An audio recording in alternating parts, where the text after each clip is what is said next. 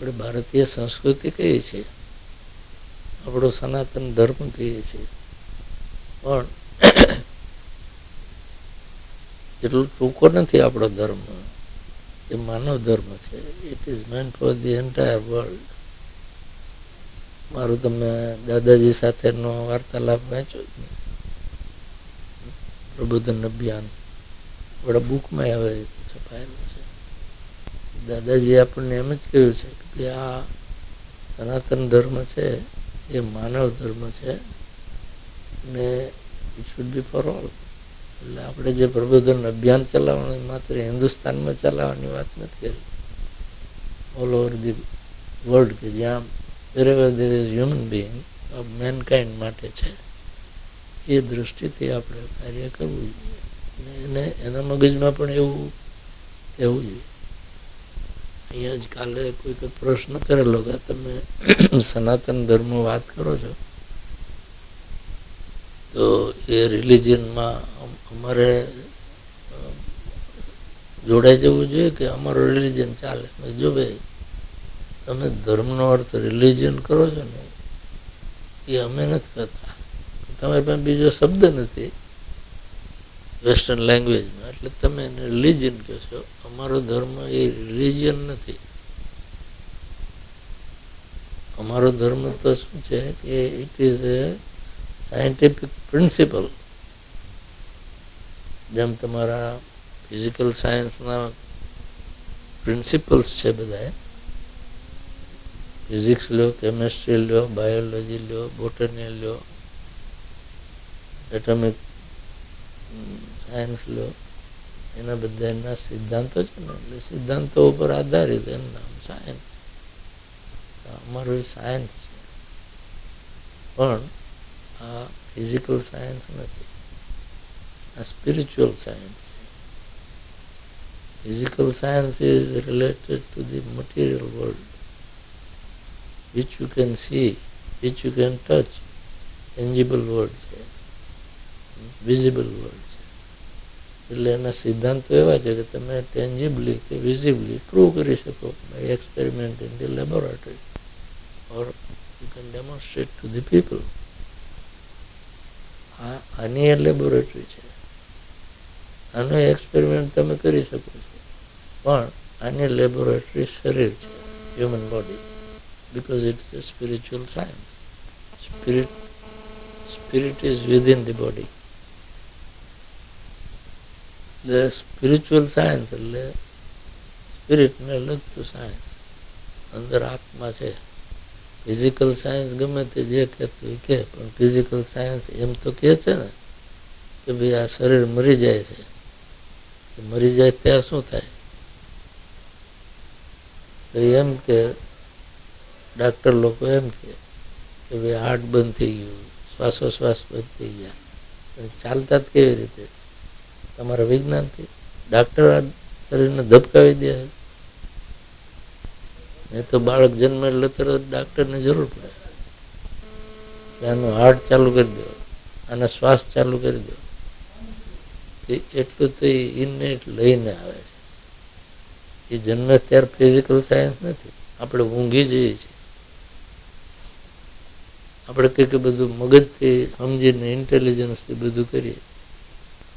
આપણે ઊંઘી જઈએ છીએ ત્યારે હૃદય ધબકે છે, તે ઇન્ટેલિજન્સથી ધબકે છે. આપણે મનના વિચારથી ધબકાવીએ છીએ કે હવે આમ થા, પછી આમ થા. It works automatically. એટલે કંઈક એવું ફોર્સ છે કે જેને વિજ્ઞાન જાણતું નથી. એ લોકો એમ તો કહે છે કંઈક લાઈફ ફોર્સ છે, આપણે એને આત્મા કહીએ કે જીવ કહીએ, પણ એ લાઈફ ફોર્સ તો છે ને. હવે એની પ્રેઝન્સ છે ને, તો મારી ને તમારી બધાની કિંમત છે ભાઈ. બધા કહે આવો ભાઈ, બેહો ભાઈ. ઉપર પેલો નીકળી ગયો તો પછી કોઈ કહે આવો ને બેહો, પડેલા વાહડા લાવીને બાંધીને લઈ જાય સમસાને. એટલે કિંમત શરીરની છે જ નહીં, ફિઝિક્સની છે જ નહીં, તો ફિઝિકલ સાયન્સની પણ કિંમત નથી. એટલે જ આપણું શાસ્ત્ર એ સિદ્ધાંતથી શરૂ થાય કે બ્રહ્મ સત્યમ, આ જગત મિથ્યા. આ દેખાય છે ને એ બધું સાવ મિથ્યા છે, એમ કાંઈ ઉપયોગ નથી. નથી દેખાતું બ્રહ્મ એ સત્ય છે. વિજ્ઞાન એમ કે અમે નજરે દેખીએ એટલું જ માનીએ, બાકીનું બધું અસત્ય. એમણે લિમિટેડ પ્રિન્સિપલથી જે ચાલે છે, પછી હવે શું કરવાનું? વાત સાચી છે, બધા વિજ્ઞાનીઓનો સિદ્ધાંત એ છે, નજરે દેખાડો, ભાઈ એક્સપેરિમેન્ટ કરીને દેખાડો, તમે માનીએ. આ જે એમની પ્રૂફ છે ને, what is there is no other proof for physical sciences except what you demonstrate and they can see with the eyes. હવે વિજ્ઞાનીઓ એમ કે હું આંખે જોઉં એટલું જ માનું. તારી આંખ એટલે જોવે ભાઈ? વિજ્ઞાન બધું દેખાય, આખું બ્રહ્માંડ. એ નથી જોઈ શકતો કે એવું છે જ નહીં. એની લિમિટેશનના કારણે કે સિદ્ધાંત નાનો ન થઈ જાય. બ્રહ્માંડ તો એક્ઝિસ્ટ થાય જ છે. હવે એને ટેલિસ્કોપ શોધી કાઢ્યું તો એની આંખનો પાવર વધી નથી ગયો, ટેલિસ્કોપ એને મદદ કરે. તો એ કહે છે કે આ સાલું નરી આંખે દેખાય છે ને તારા, એનાથી 200-250 ગણા વધારે હશે.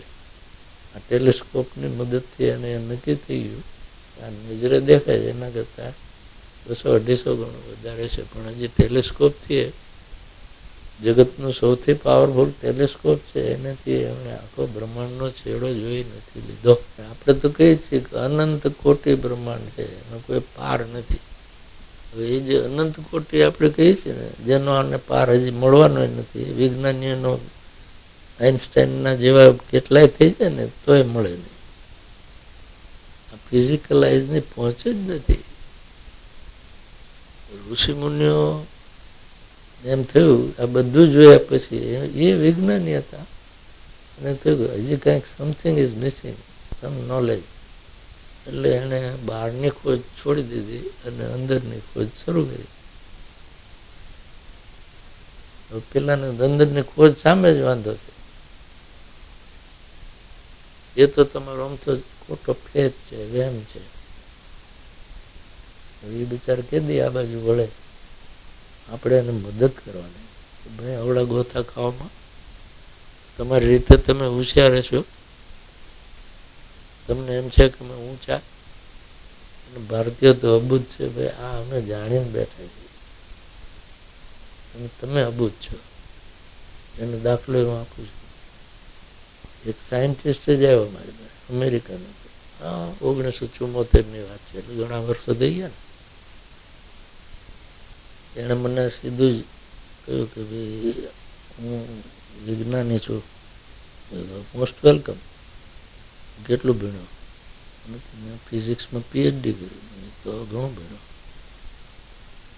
કે અમે બધા અમારો સિદ્ધાંત એ છે નજરે જોઈએ તો માનીએ, અને તમે મને ભગવાન છે, આત્મા છે એવું બતાવી દો તો આવી બિલીવ. મેં કીધું તારા સિદ્ધાંતમાં હું સમજ છું કે નજરે જોઈએ તો માનવું જ પડે. મેં એમ ન કહ્યું કે અમારો સિદ્ધાંત જુદો છે. એટલે એ રાજી તો થઈ ગયો કે આ એક સંત એવા છે કે જે વિજ્ઞાની યસ કે છે. મેં કીધું ભગવાન તમે કે આપ તો માનતા હો ને, આત્માનું જોઈએ આ ભગવા પહેર્યા.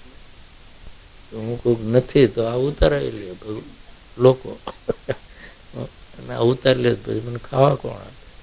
એટલે આ તો રાખવા જ પડે. મેં કીધું હું થોડુંક વિજ્ઞાન ભણ, તારા જેટલી ડિગ્રી નથી, બીજી ડિગ્રીઓ છે પણ વિજ્ઞાનની નથી. થોડી બીજી વાતો કરી. પછી મેં એને થોડી વાર પછી પૂછ્યું ત્યાં તારા ગ્રાન્ડફાધરને જોયેલા? કે when I was born my grandfather had expired. બીજો સવાલ કર્યો કે did you have a grandfather? તારા ગ્રાન્ડફાધર હતા? બોલો તમે હશા ને એમ એ છો કે તો હોય જ ને. તું હમણાં કહેતો હતો નજરે જોઉં તેને જ માનું. હવે તેને ગ્રાન્ડફાધર જોયા નથી, તું કહે કે માનું. આમ ખાનની બૂટ પકડી ગયો. મેં કીધું ભાઈ આ જગતમાં ઘણું એવું ચીજ છે આપણે વગર જોઈએ માનીએ છીએ. અને તું એને વહેમ કહે, પણ તું એ વહેમી જ છો, સાયન્ટિસ્ટ નથી. એટલે મેં કીધું ભાઈ આ જગતમાં હજી નાસ્તિક તો મારે જોવાનો છે, પાકો નાસ્તિક કોઈ છે જ નહીં. એ નાસ્તિક એ અંદરથી તો ડરે છે, એ ખાનગી ભગવાનને હાથ જોડી લે. એટલે આ બધી ગ્રંથિઓ છે, પણ એને આપણે સરળ રીતે એને એમ ન કહેવાય કે તમારું ખોટું છે, એને એમ બતાવવું જોઈએ કે તમારું લિમિટેડ છે, એની બિયોન્ડ કંઈક છે. તો then they will definitely understand. એટલે પછી એનો રસ પડી ગયો. પછી મેં કીધું ભગવાન છે, આત્મા છે, તારે જોવો છે? તું છે ને આ વિજ્ઞાન વાળું પેલું ભૂલી જાય, નજરે જોઈ તો જ મનાય. જોઉં તો જ માનો ને, મેં તું જોઈશ, બતાવો તો તું એમ માને છે, તું આમ ખુલ્લી આંખે હું તને કહીશ, જો આત્મા છે ને, ભગવાન છે ને, અને તું કહીશ આ છે, એવું નથી. અમારો અર્જુન છે ને, એને તું જે સવાલ પૂછે ને એ તો બધા પૂછી નાખ્યા. જગતમાં અર્જુને ગીતામાં જે પૂછી નાખ્યું ને એની બિયોન્ડ કોઈનો સવાલ નથી. ભગવાને જે ઉત્તર આપ્યા ને એની બિયોન્ડ કોઈનો ઉત્તર નથી. એટલે અમારી ભગવદ્ ગીતા જો આત્મસાત થઈ જાય ને આખા જગતને તો કઈ પ્રોબ્લેમ રહેતો જ નથી. અર્જુનને આપણા વતી બધા પ્રશ્નો પૂછી નાખ્યા છે. અર્જુન તો ભગવાનનો મિત્ર હતો, સખા હતો, એકદમ ભાઈબંધ. ભગવાનના ગળામાં હાથમાં હાથ પરોવીને જાય એ માણસ કેવો ભાગશાળી કહેવાય, એવા ગોઠિયા. પણ જયારે કૃષ્ણે કહ્યું ને કે અર્જુન હું કહું છું તારે માનવું પડે, કારણ કે આ બધું છે ને એનો રચયિતા હું છું, મારાથી બહાર કાંઈ છે જ નહીં, બધું હું જ છું, સર્વમ વાસુદેવમ. પણ તમે કહો તમે મારા જેવડા છો ઊંચાઈમાં, 5.5-6 ફૂટનો માણસ હોય એટલે કે આપણે બે હાઈટમાં સરખાય. તમે કહો કે આ જગત તમે બનાવ્યું, કદાચ તમારું પાવે છે, પણ આખું જગત તમારા હમાઈ જાય તો તમારા જગત તો કેવડું મોટું છે, તમે તો આવડા જ છો. આ મારી બુદ્ધિમાં ઉતરતું નથી. એને સારી ભાષામાં કીધું કે હાવ ઠંડા પોરના ગપ બપ મારોમાં એમ કહેવાને બદલે એને એમ કીધું કે આ મારી બુદ્ધિમાં બરાબર ઉતરતું નથી, આપ કહો છો એટલે હશે, પણ તો તમે તમને તમારું એવું સ્વરૂપ મને બતાવો કે બધું તમારામાં છે તો મને સમજાય ને. એ ત્યાં જ આવી ગયું ને, આ પેલા વિજ્ઞાને જેવી જ વાત કરી ને કે બતાવો તો માનો. એટલે ભગવાનને એને કીધું હા હું કહું છું, હવે ગીતામાં નથી, હવે કહું છું. ભગવાને અર્જુનને કીધું સારું તું ક્યાં ઉભો રહીને મને જોઈશ, સ્થળ તો નક્કી કરી લે, એટલે પછી મને ખબર પડે કે અહીંયા મારે પ્રગટ થવાનું.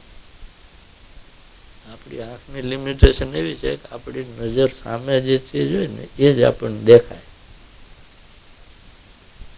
પાછળ હોય દેખાય, પણ આપણે ફરવું પડે, આમ માથું ફેરવું પડે. આંખની સમક્ષ હોય એને જ આપણે જોઈ શકીએ. થોડુંક ડાબે જમણે થોડુંક જોઈ શકીએ, થોડી ડિગ્રી, બાકી તો મસ્તક ફેરવીએ તો જ થાય. પાછળનું આપણને બહુ તો 40 ડિગ્રીમાં દેખાય, 50 ડિગ્રીમાં દેખાય, તો ફાંગો માણો હોય તો. પણ આખું તો દેખાવાનું નથી. એ જ પહેલી લિમિટેશન છે આપણી. ભગવાન કે જો તું એટલું જ ભાર તારે સમજવું જોઈએ, વિજ્ઞાની છો ને તું, કે જો હું આખું બ્રહ્માંડ મારી અંદર હોય તો પૃથ્વી તો બ્રહ્માંડનો ભાગ છે, તો બ્રહ્માંડ મારી અંદર હશે ત્યારે તું પૃથ્વી ઉપર રહીશ ને, તો તું અંદર રહીશ ને, તો અંદર રહીને તું મને કેવી રીતે જોવાનું? હું તો તારી નજર સામે આવતો જ અંદર રહીને કેવી રીતે જોવાનું? બોલો, એટલે કે તું પેલો નક્કી કરી લે કે તું ક્યાંથી મને જોવાનું. એટલે એને પછી કાનની બૂટ જ પકડવી પડે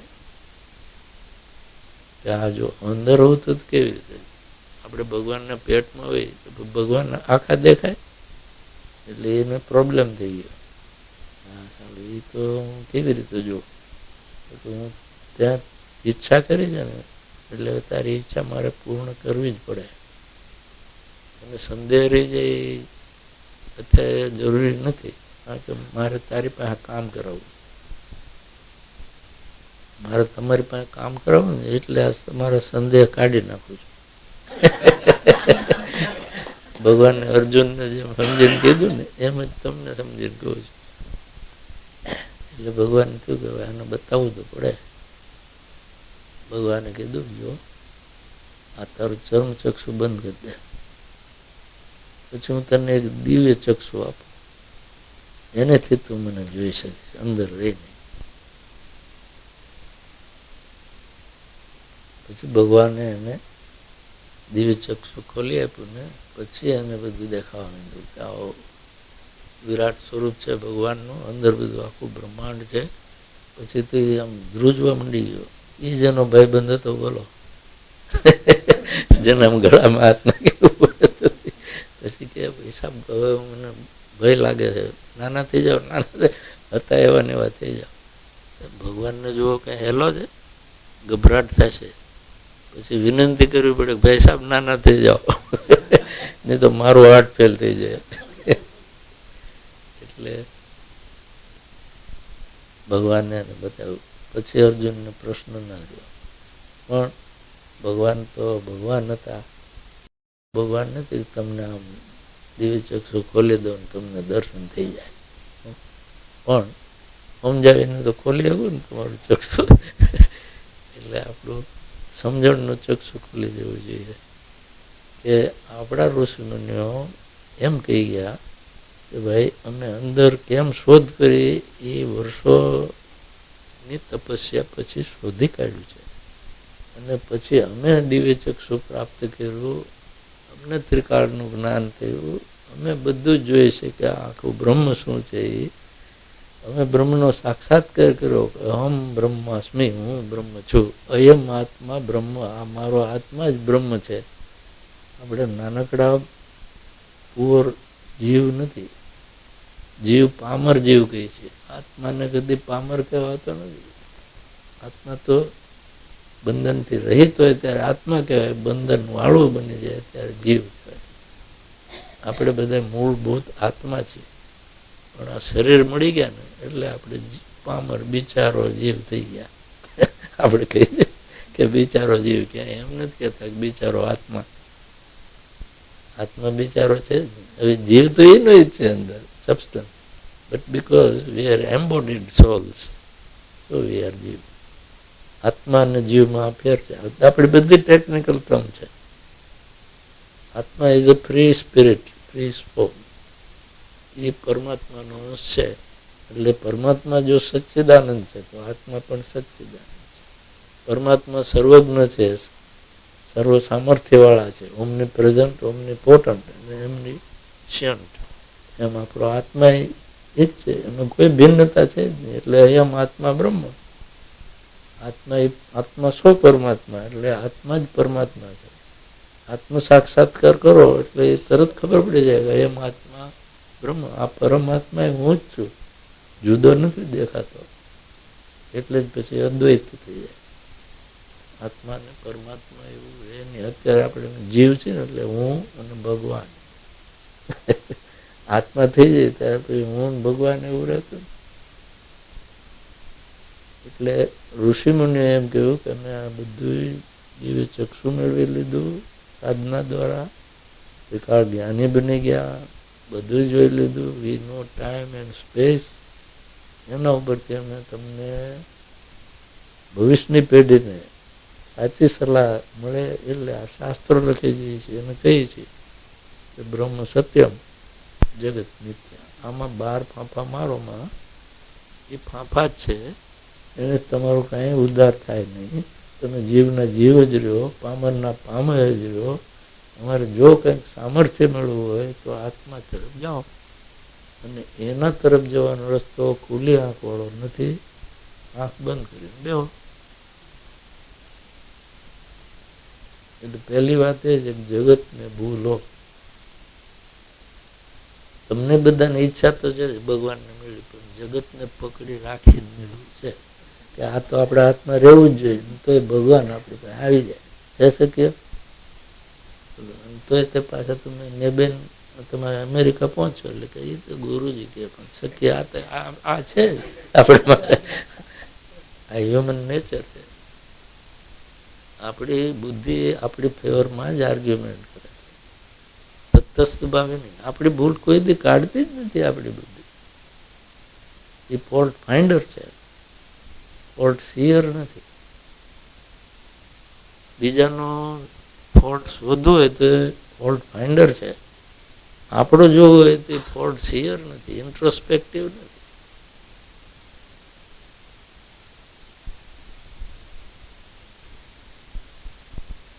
એટલે ઋષિ મુનિઓ ભાવિ પેઢીને શાસ્ત્ર લખીને એમને શું ફાયદો હતો? એમણે ન લખ્યા તો એને કઈ ગેરફાયદો હતો? એ લખી ગયા છે આપણા બધા માટે લખી ગયા છે. અને તમે બધા એમ વિચારો કે શાસ્ત્રોને ક્યારે મુનિજીને આ પહેરાવ્યા તે નહીં વાંચી લે, આપણે ખાવા પીવાનું આપો, આપણા વતી જવાબદારી નિભાવી. ભાઈ હું શાસ્ત્ર વાંચી લઉં તમને લાભ થઈ જાય એવું તો બરાબર નથી. આપ મુવાવીને સ્વર્ગે જવાય નહીં. એટલે તમારે શાસ્ત્ર વાંચવાનું નથી. શાસ્ત્ર કેટલા છે એ તમને ખબર છે? એ તો ધર્મો છે ને એનું એક જ ચોપડી છે.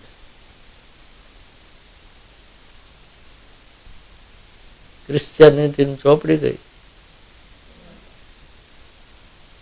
ઇસ્લામની ચોપડી કઈ? આ બધા ધર્મો છે ને, મોટા તો એ જ ધર્મો છે. આપણી ચોપડી કઈ? જો હજી આપણું અજ્ઞાન કેટલું બધું છે. પણ તમે બધા અમેરિકા પહોંચી ગયા એટલે એકદમ જ્ઞાની થઈ ગયા. સમજો આપણે 4 વેદ છે.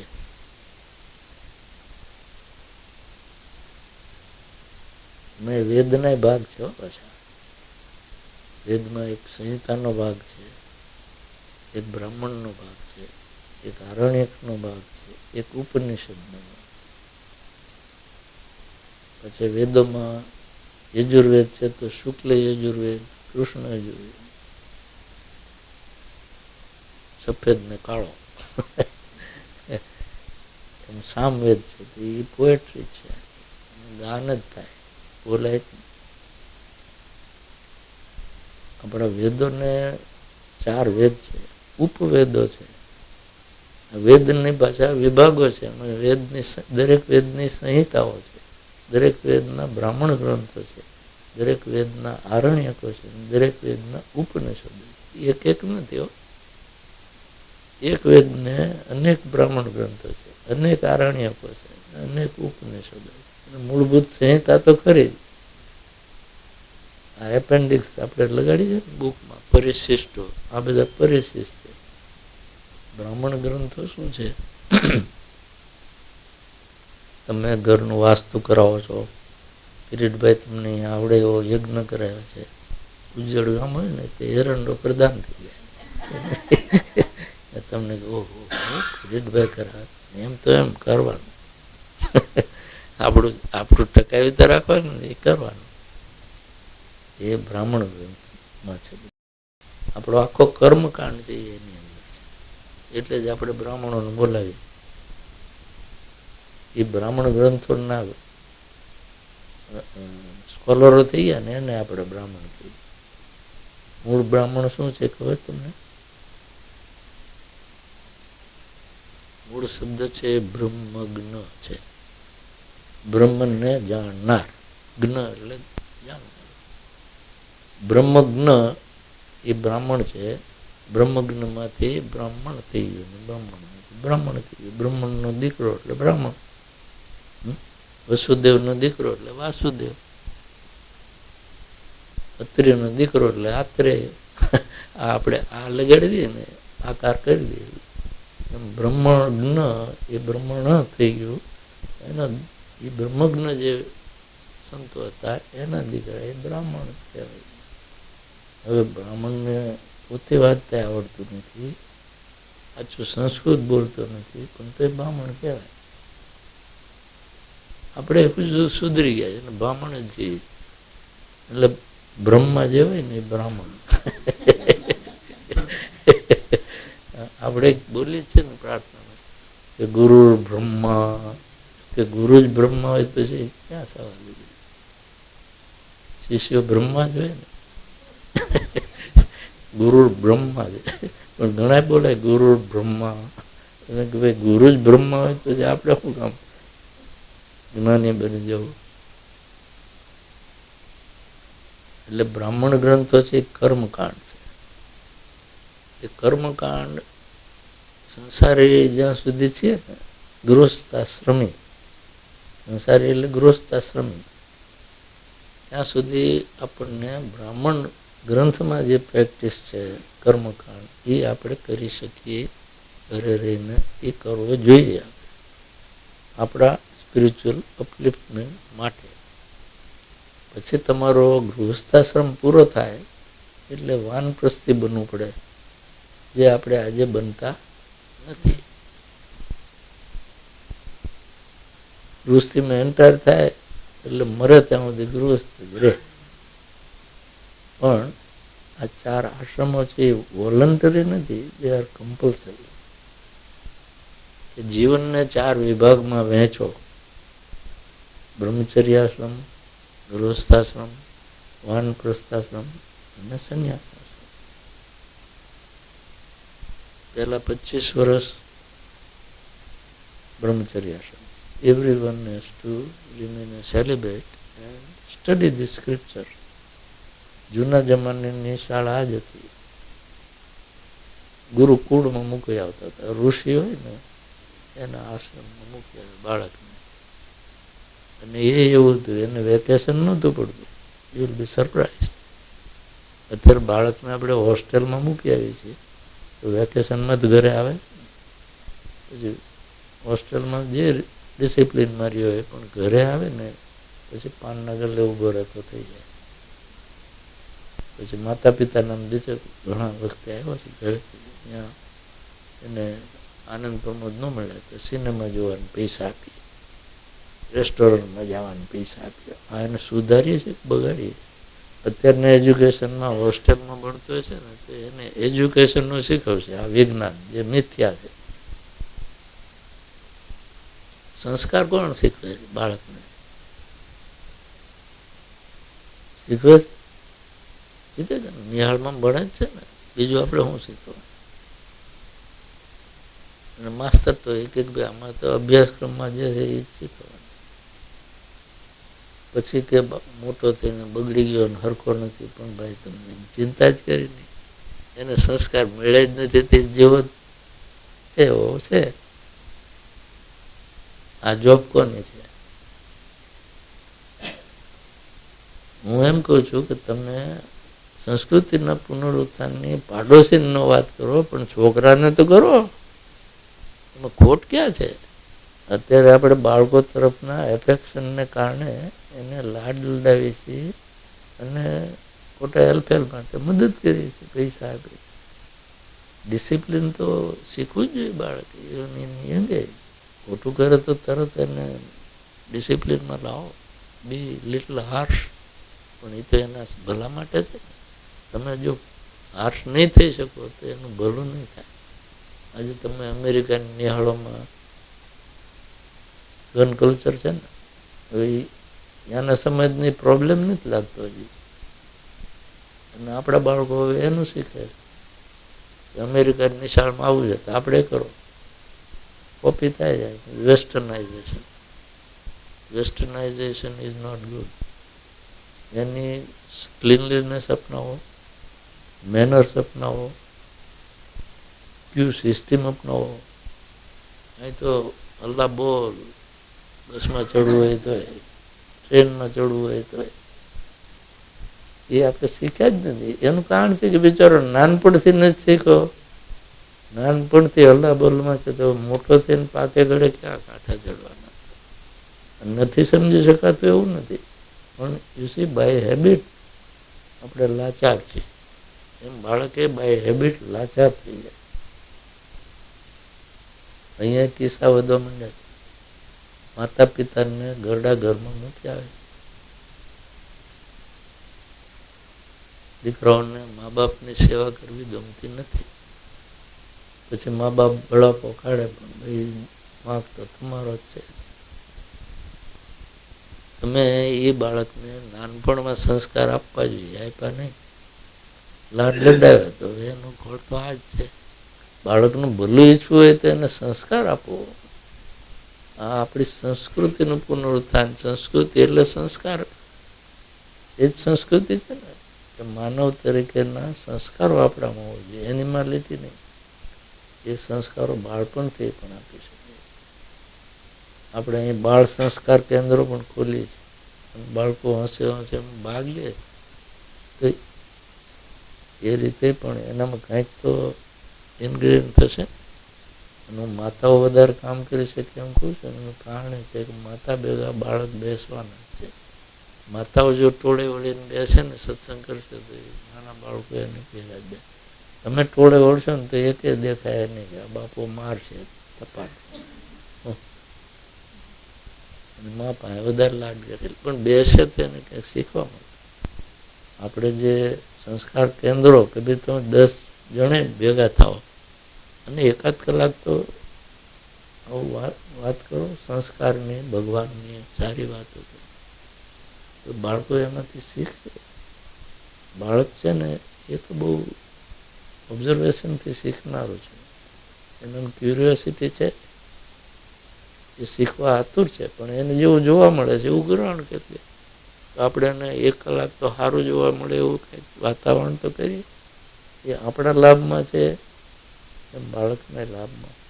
નહીં તો એમ થાય કે આ તો ગુરુજી કહ્યું છે ને એટલે કરવું પડે. પાછા પૂછે તો એ વાત સાચી, ગુરુજી કીધું છે એટલે કેન્દ્ર ચલાવવું પડે. પાછા પૂછે તો હા કહેવા થાય. એમ તો એમ પણ ચલાવો, એ રીતે એનાથી આપણને ખબર નથી પેઢીને ઘણો ફાયદો થવાનો છે. આપણને તો થવાનો જ છે. હવે જો તમને કેટલા આપણા શાસ્ત્રો છે એની વાતમાંથી આ વાત કરતો હતો, બ્રાહ્મણ ગ્રંથોની વાત. આરણ્યક છે એ આપણે પછી ગૃહસ્થીમાંથી વાનપ્રસ્થિ બને ને એટલે અરણ્યમાં જવાનું. અરણ્ય એટલે જંગલ, વન. ત્યાં જઈને આપણે શું કરવાનું છે, તો એ તમારે આરણ્યક વાંચવું જોઈએ કે નાવ what we have to do. પછી ભગવાનને લાંબુ આયુષ્ય આપ્યું હોય તો એ વાનપ્રસ્થાશ્રમ પછી સંન્યાસ લેવાનો. સંન્યાસ છેલ્લે તો બધાને લેવાનો જ છે, પણ તમે એવું કરી દો મુનિજી લઈ લીધો ને, હવે આપણે બધા ચિંતા ન કરો, એ આપણા વચ્ચે જે કરવું કરી લેશે. આપણે એમને પ્રણામ કરો, એ કરશે, એનો લાભ આપણને મળી જશે. પણ શાસ્ત્ર એમ નથી કહ્યું. શાસ્ત્ર તો બધાને માટે કહે છે. સંન્યાસી થાવ ત્યાં તમને આરણ્યક પણ કામના નથી, પેલા બ્રાહ્મણ ગ્રંથો કામના, પછી ઉપનિષદ કામના છે. ઉપનિષદ છે એ આપણે જેને વેદાંત કહીએ છીએ ને, એ ઉપનિષદની ફિલોસોફી.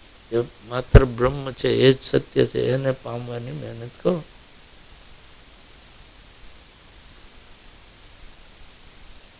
વેદનો અંત એટલે વેદાંત. વેદના અંતે છેલ્લે જે એપેન્ડિક્સ આપ્યા છે એ ઉપનિષદ. એટલે વેદને અંતે જેટલા ઉપનિષદ, દરેક વેદના જુદા ઉપનિષદો. એમ આપણને 500 ઉપનિષદ છે, બોલો. એ બધા ન વાંચવા એ તો શંકરાચાર્યજી આપણને કહી ગયા કે આ 10 વાંચો, એમાં બધો અર્થ છે. 10 મેજર છે, 500 વાંચવાની જરૂર નહીં. આપણે 10 ક્યાં વાંચીએ? એ ઉપનિષદ છે, એ સાધના છે બધી, એટલે યોગ સાધના છે બધી. એટલે સંન્યાસ ને મોક્ષની સાધના કરવાની છે. વાનપ્રસ્થથી મોક્ષ નથી. ગૃહસ્થી વાળા તો ઘર ચલાવતા ચલાવતા બધું કરવાનું છે, એટલે એને આ કર્મકાંડ ઉપયોગી છે. પણ બધાએ બધું તો શીખવાનું જ છે જીવનમાં. છોકરા આપણને ઘરડા ઘરમાં મૂક્યા હોય એને પહેલા સંન્યાસી થઈ જાય ને તો આપણા છોકરા તો ઠીક, બીજા પગે લાગતા થઈ જાય. તમને ભય છે કે આપણો દીકરો મોટો થઈને ક્યાંક આપણને ઘરડા ઘરમાં નહીં મૂક્યા હોય, અને તે દી અસહાય શું, થોડા ટાંટિયા ચાલતા નહીં, મૂકી આવશે તો ત્યાં રહેવું પડશે. અમારી ચિંતા નથી, અમે તો મુકાઈ જ ગયેલા છીએ. ઘરડા ઘરમાં નહીં, એકે ઘરમાં નહીં. પણ તમે તોય ઘર બનાવી દો છો, અને તમે મને ઘરડા ઘરમાં નથી રાખતા. તમે એમ કે આપણે ઘરડા થયું, પણ ગુરુજી તો પાછું જુવાન થઈ જવાના દિવાઈન બોડી લઈને. બોલો ઘરડા ઘર કહેવાય, જુવાન ઘરમાં મૂક્યો તમે. એટલું સારું છે કે આપણો સમાજ હજી સંન્યાસ આશ્રમને મહત્વ આપે છે. જે દિવસે એ મહત્વ જતું રહે ને તે દી આ સંસ્કૃતિ હિન્દુસ્તાનની QED પૂરું.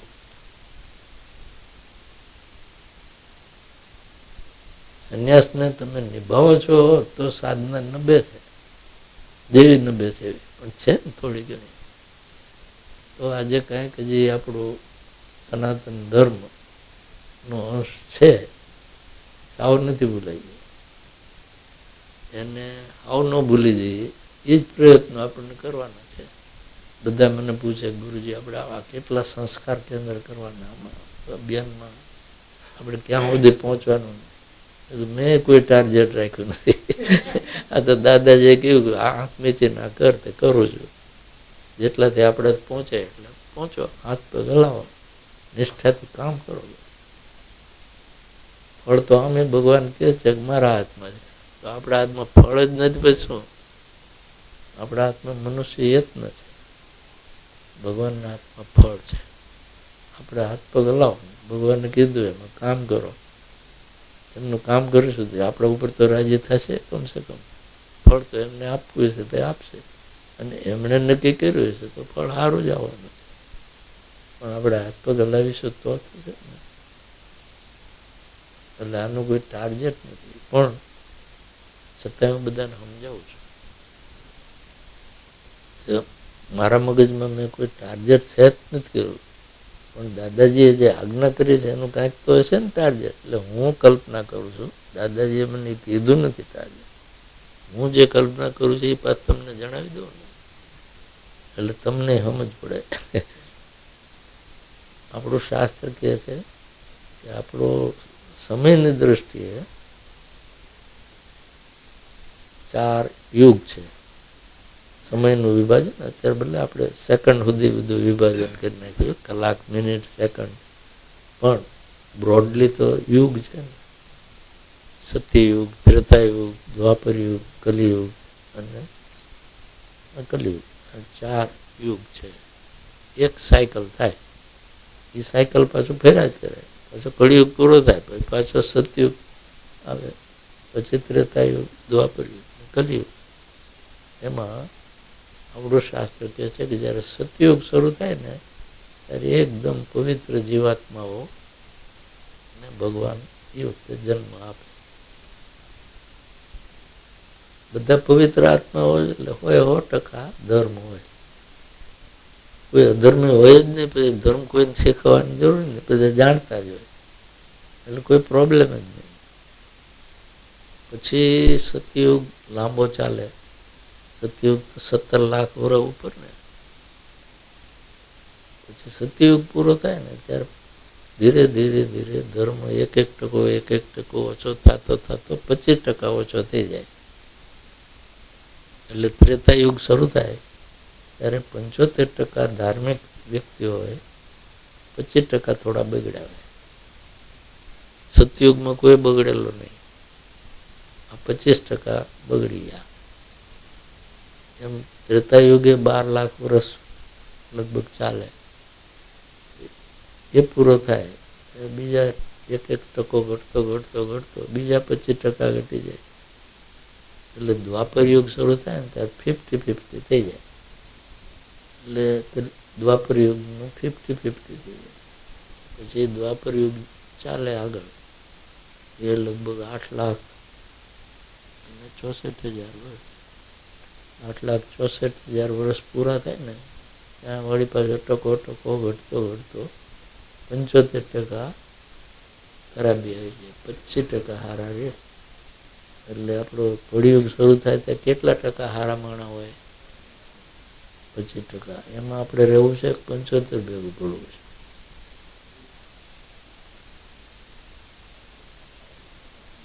પચીમાં રહેવું છે ને તો આપણે 25માં છીએ એ પહેલું સાબિત કરવું જોઈએ. અને આપણું અભિયાન છે ને એ 25માંથી 24 ન થાય એની કોશિશ કરો. 24 થઈ ગયા હોય તો 23 ન થાય એની કોશિશ કરો. આળબળ છે એટલે આમ ચાલવાનું, પણ એને રેઝિસ્ટ કરો તો થોડું ધીમું તો થાય. બસ એટલું તમે ધીમું કરી દેશો ને તો હું તો માનું છું કે આપણું અભિયાન સફળ છે. બીજું તો આપણે શું કરી શકીએ? એવીના 24 કરવાનું ટાર્ગેટ જ નથી. આ 25 એના 26 કરી દેવાનું, પણ આ છે 25 બગડી ન જાય એટલું તો કંઈક કરીએ ને. અને 25માં બીજા ન બગડે એ જોવાનું, પણ આપણું બાળક તો ન બગડે.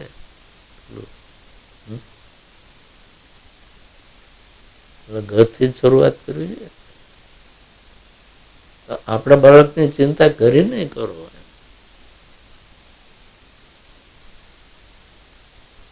તમે પાડોશમાં 2 જણ રહેતા હો, એને બાળક હોય, એને એના બાળકની ચિંતા કરવી જોઈએ. એને ભેગા કરવાનું કેવું કે આપણે ભેગા બેસીશું ને વડીલો તો આ બાળક શીખશે. બાળકની હાજરીમાં જો આપણે સિગરેટ પીએ ને તો એ એટલું જ જોઈએ કે આ બાપા જેવી મૂછો થાય એટલી વાર છે, આ લાયસન્સ છે, મૂછ આવે એટલે બીડી પીવાય. આપણે પીતા હોય ને તો બાળકથી છાની પીવાની. બાળક તો જેટલું જોવે ને એટલું કરે. મને યાદ છે મારા પિતાજી ચા નહોતા પીતા. એવું નતું કે નહોતા પીતા, પીતા હતા, પણ બાળકો એમણે ચા મૂકી દીધી. મેટ્રિક પાસ થયો ને ત્યાં મેં ચાનો કપ ચાખ્યો નહોતો કે ચા કેવો હોય. બોલું છે અત્યારની આવી ટ્રેનિંગ છે બાળકોને.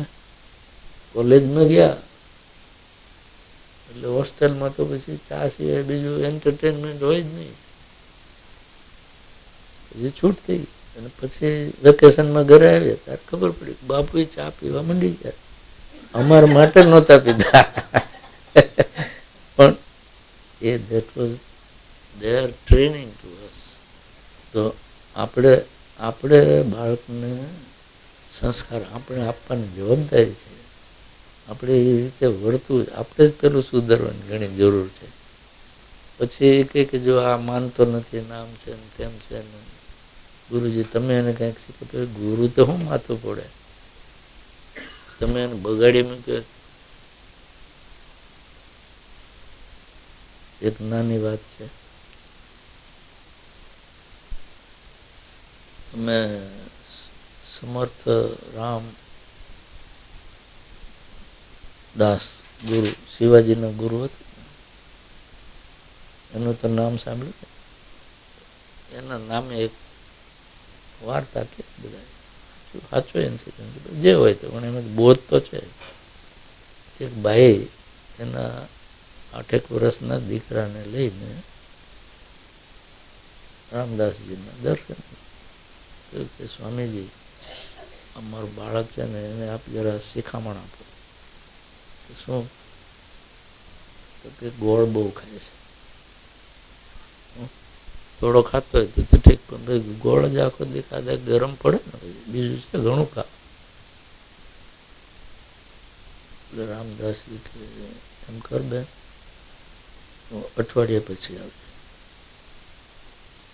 અઠવાડિયા પછી આવે બેન કે સારું. અઠવાડિયા પછી બાળકને લઈને આવી. રામદાસજી પેલા છોકરાને માથે હાથ મૂકીને કહ્યું, જો બેટા ગોળ સારો નહીં, બીજું ઘણું આપશે, ગળું પાવે ને મિષ્ટાન કરી આપશે, પણ અને ક્યારેક ખાવાનું, પણ રોજ સારો નહીં. માતાને કહી જાઓ. એની માં વિચાર કરો મને કે આટલા સારું અઠવાડિયું હું કામ રાહ જોડે, સામે જે આટલું જ તમારે શિખામણ આપે તો તે જ આપી દીધી હોત કે અઠવાડિયું. તો કે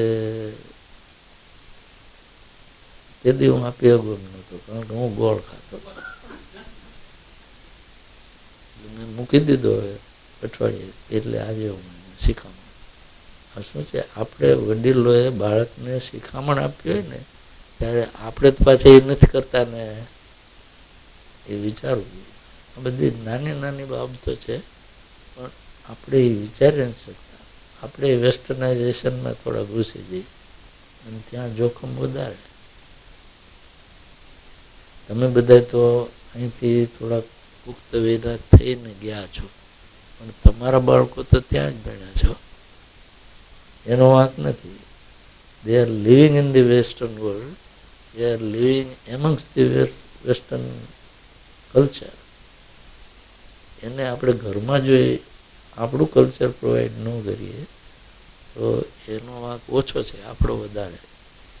તો સંસ્કાર આપણે પહેલાં ઘરમાંથી શરૂ કરવાના, પછી 2-4 કુટુંબ ભેગા હોય તો ભેગા બે તો આનંદ આવે, એટલે 10-12 હોય તો જરા આનંદથી કામકાજ. એમાં કંઈ આપણે બધા બાળકોને સંસ્કાર જ આપવાનો, બોધ આપવાનો જ દેવું, પણ આપણે સારી સારી વાતો કરી હતી એ સાંભળવાના જ છે, એમાંથી શીખશે.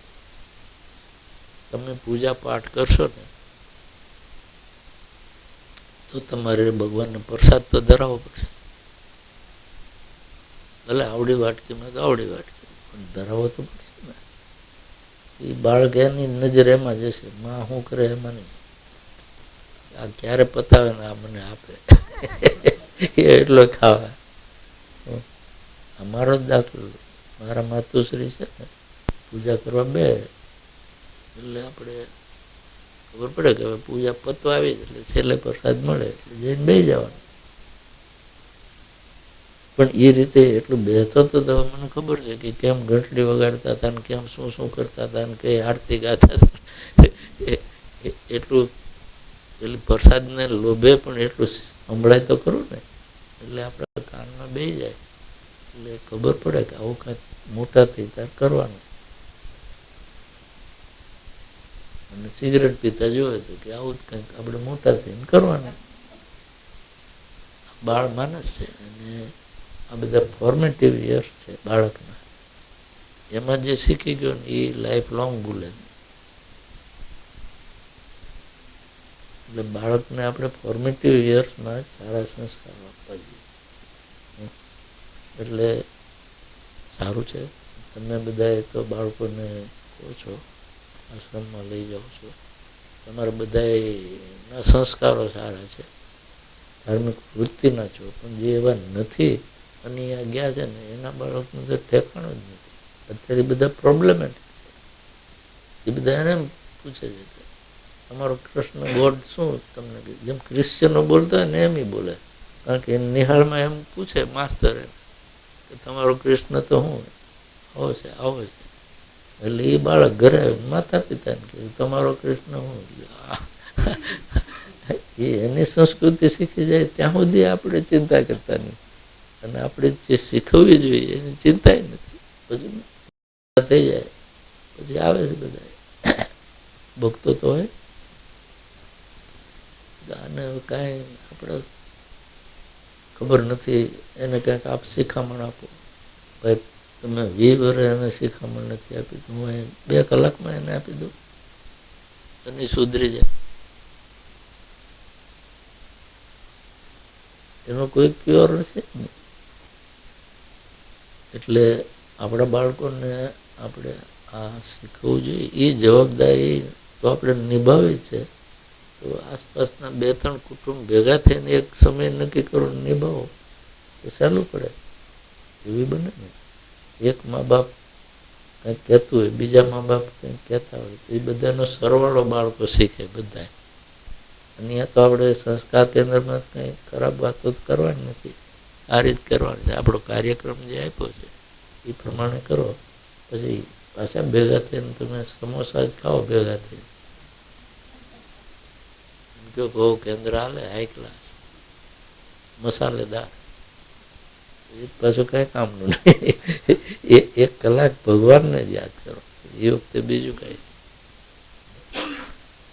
તો એ આપણું સંસ્કાર કેન્દ્ર છે. આપણે કરીએ એ તો જરૂરિયાત છે. આપણે આપણો સનાતન ધર્મ આપણે તો જાળી જ રાખવો છે એટલે કરીએ. પણ બીજાને આપણે આ શીખવવો છે કે ભાઈ તમે બગડેલા જ માણસ છો, અમારા છોકરાને તમે બગાડો છો, એના કરતાં અમે તમને કાંઈક સુધારી શકતા હોય તો કાંઈક તમે સુધરો. મે બી 25% તો ત્યાંય હરાય છે, એને ખબર નથી કે ત્યાં જવું. જો બિચારા એટલે બધે આવે છે લાંબાથી. જો રશિયાવાળાને ત્યાં આપણે તો હું તો આ હિન્દુસ્તાનનો સીમાડો ઉઠીને ક્યાંય જતો નથી. એ લોકો આવે ચોપડી વાંચીને જાણીને આ ક્યાં છે. એટલે આપણે આપણી રીચ વાઇડર કરવાની છે. તમે પોતે કરો અને બીજાને. તમે આશ્રમમાં 2 દિવસ કંઈક ફેસ્ટિવલ કરતા હોય ને, તો તમારા પરદેશી મિત્રો છે એને તમે કે હાલો ભાઈ અમારા ગેસ્ટ તરીકે નો કોસ્ટ આવવા જવાનું ભાડું તમે કરી દો, અહીંયા રહેવાનું અમે કંઈ જુઓ, અમે 2 દી આનંદ કરો. એ જોશે ને તો એને એમ થશે કે આ પછી આ પૂછશે કે આ શું કામ તમે કરો. આપણે એનું હાર્દ સમજાવી એને બી રસ પડે. અને એવા છે ક્યાંય 25% સારા લોકો છે એને આવું કોઈ ઓપનિંગ મળતું નથી. અને મળે તો બહુ એકદમ ડિવોશનથી આવતા જતા હોય છે. આપણે કામ કરવાનું ત્યાં કરવાનું છે. હજી તો હું શાસ્ત્રની વાત અધૂરી મૂકું છું. આપણે ઉપનિષદ સુધી આવ્યા પછી હાઉસ હોલ્ડરને કેમ સમજાવવું, વાનપ્રસ્થી બેને એને શું કહેવું, સંન્યાસી બેને એને શું, એ આ ગ્રંથો તૈયાર થયા. કેટલીક જનતા એવી જ હતી કે જેની અન્ડરસ્ટેન્ડિંગ જ બહુ સામાન્ય, એને આ બ્રાહ્મણ ગ્રંથો નહીં સમજાય, એને આરણ્યક નહીં સમજાય, એને ઉપનિષદ નહીં સમજાય, વેદ તો સમજાવવાના જ નથી.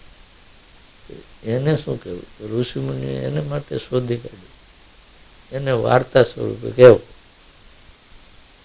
એક હતો રાજા, અને પેલા રાજા હતા એટલે એ સાચી વાર્તા માંડ્યા કરવા કે આ નામનો રાજા હતા ને એને આમ કર્યું તેમ કર્યું. સારું, એ આપણા ઇતિહાસ ગ્રંથો થયા. ઇતિહાસ ગ્રંથમાં રામાયણ, મહાભારત આ 2 ઇતિહાસ ગ્રંથો. પુરાણો થયા, એમાં ઇતિહાસ છે. પુરાણોમાં ઇતિહાસ ગ્રંથોમાં એ ધર્મ છે, પુરાણોમાં ઇતિહાસ છે અને ધર્મ પણ. એટલે પુરાણો થઈ. એમાં બધી રાજાઓની બધી વંશાવળી એની વાત છે, અને સાથે સાથે ધર્મની વાત છે. એની સાથે સાથે જગતની ઉત્પત્તિ ને પ્રલય આખું શું છે, બ્રહ્માંડ શું છે, એ આખો જ ઇતિહાસ બધો વણે દીધો વાર્તા સ્વરૂપે, જે સામાન્ય માણસ સમજી શકે. ગામડામાં એટલે જ આ પુરાણોની કથા થાય. શ્રીમદ ભાગવત એ પુરાણ છે, 18 પુરાણો માનો એની કથા થાય છે. શિવ પુરાણ એ પુરાણ છે, એની પણ કથા થાય. બધા પુરાણોની પહેલા કથા થતી હતી, અને કથા કહેનારા પુરાણિક કહેવાતા. આજે સરનેમો છે ઘણાની પુરાણિક, તો એને જ પુરાણની ખબર નથી, એ પુરાણિક કહેવાય. સરનેમો રહી એટલે પુરાણની કથા જાણે ને એ કે એને પુરાણિક. એટલે જો બધે કે સુત પુરાણી આમ કહ્યું, સુતજી નામ પુરાણી એટલે પુરાણની વાર્તા કેના આપણે એ પુરાણો વાંચવા જોઈએ. સત્સંગમાં તમે કહ્યું શું કરવું, તમે કહ્યું ને 20 મિનિટ તમે કોઈ શાસ્ત્ર ગ્રંથ વાંચો, બીજા ઘરે પડે. ઉપનિષદની ફિલસૂફી સમજાય નહીં, પુરાણની વાર્તા તો સમજાય ને. પુરાણમાં બધું જ્ઞાન છે. એક પછી એક 18 પુરાણ વાંચો ને, બીજું કઈ વાંચવાનું જરૂર. પુરાણ છે ને એના વિશે એમ કહેવાય કે બ્રહ્માજીએ વેદ આપ્યા ને એ પહેલા એમણે વિચાર તો કર્યો ને શું કેવું. એ બ્રહ્માજીએ પહેલો વિચાર કર્યો એ પુરાણ. એટલે એમ કે વેદનો ઉદ્ભવ થયો એ પહેલા પુરાણનો પહેલો ઉદ્ભવ થયો અને પછી વેદો કયા બ્રહ્માજી. એટલે વેદોમાં જે કાંઈ છે એ પુરાણનો નીચો છે. તો પછી વેદમાં જે છે એનું એક્સપ્લેનેશન આપવું હોય તો પુરાણ થઈ જાય. પછી હજુ કેટલા ગ્રંથ થયા કબાટમાં ગોઠવો. વેદ એક આવડો છે, 4 વેદ, ઉપવેદ દરેકના એટલે 8. પછી બ્રાહ્મણ ગ્રંથો તો અનેક, આરણ્યકો અનેક. એટલે કબાટનું એક ખાનું, એક વેદનું ખાનું, એક આરણ્યકનું ખાનું, એક બ્રાહ્મણ ગ્રંથોનું ખાનું અને 500 ઉપનિષદ એના ખાના. પછી રામાયણ 2 ભાગમાં આવડાવડા આવે અને મહાભારત 17 ભાગ છે આવડા. એટલે એક ખાનું એનું આખું જુદું. 18 પુરાણ અને ઉપપુરાણો. 18 પુરાણ દરેક પાછા એનાથી વધારે ઉપપુરાણો. એ ઉપપુરાણો અને પાછા આ વેદનું સાહિત્ય છે ને એ શ્રુતિ. વેદ એટલે શ્રુતિ, એવું સ્મૃતિ સાહિત્ય છે. મંત્ર દ્રષ્ટા ઋષિઓ હતા, એમણે શ્રુતિ એમ કે ભગવાન બોલ્યા મેં સાંભળ્યું, એ ભગવાન બોલ્યા એ અમે લખી. એટલે એ ભગવાનની વાણી છે શ્રુતિ. એટલે સ્મૃતિ એટલે ઋષિમુનિઓએ સાંભળ્યું ને એની સ્મૃતિમાં જે રહ્યું ને એના પરથી લખ્યું એ સ્મૃતિ ગ્રંથો. સ્મૃતિ ગ્રંથો 28 છે.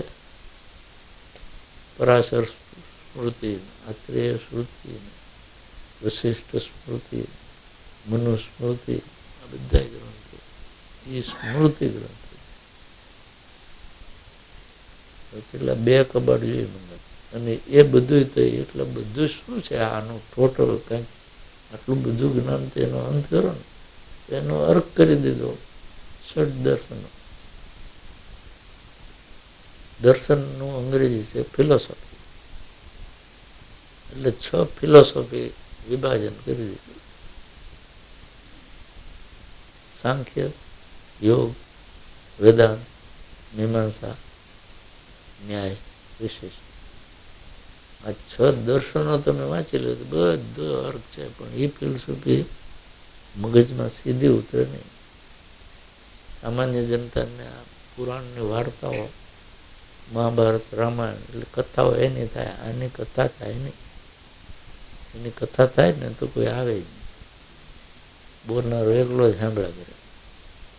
હવે બોલો, આ આપણું શાસ્ત્ર છે એ સંસ્કૃતિ આપણે જાળવી રાખવાની. આપણે એમ કે આપણે જાણીએ જ છીએ ને સંસ્કૃતિ, શું જાણવું ભાઈ. પણ એ અંગ્રેજીમાં કહેવત છે ઇગ્નોરન્સ ઇઝ બ્લિસ. 2 રીતે બ્લિસ થાય. એક ભગવાનનો સાક્ષાત્કાર થઈ જાય તો બ્લિસ, કાં હાવ અજ્ઞાની હોય તો ઇગ્નોરન્સ ઇઝ બ્લિસ. તમે કહો કે અમે બ્લિસમાં જ છીએ, હવે શું બીજી બ્લિસની જરૂર છે. પણ આ બ્લિસ સાવ ખોટી છે. We are in that bliss. એટલે આપણે અત્યારે આનંદ લઈ જાય તો આપણે ઘણું જાણીએ. We are far from it. આપણે વિચાર કરવો જોઈએ કે આપણું તો જેવું થયું એ થયું, જેટલું જાણ્યું, પણ આપણું બાળક કંઈક વધારે જાણે સારું. બાપ કરતા બેટો હવાયો થાય એ હારો નહીં, બોલો કહેવત છે. પણ તમને એમ થાય આપણે જેવો થઈ ગયો તો આપણો શું વટ પડે, આપણાથી પોણો રહી જ સારું. એવું તો કોઈ ઈચ્છતા નથી. તો આપણેથી સવાયો બનાવવો હોય છે તો પેલા આપણે જાણે એટલું તેને આપીએ ને આપણે વધારે જાણવાનું. એટલે સનાતન સંસ્કૃતિ શું છે એ તમે પાછા મને પૂછશો કે કહી દો ને થોડુંક નટસેલમાં. હવે આ બધું શાસ્ત્રમાં તમે નટસેલમાં ક્યાં કહેવું, એ જ કહી રહ્યો છું. બધાને કહું છું મારા પુસ્તકો લખાય એટલું વાંચો તમારા શાસ્ત્રને કોઈને અડવું ન પડે. ગમે એવો વિદ્વાન પંડિત આવે ને તમને પૂછે તો તમે ભડ દઈને આન્સર આપો કરે. આટલું સરળ કોઈ કરી આપે? મેં કરી દીધું.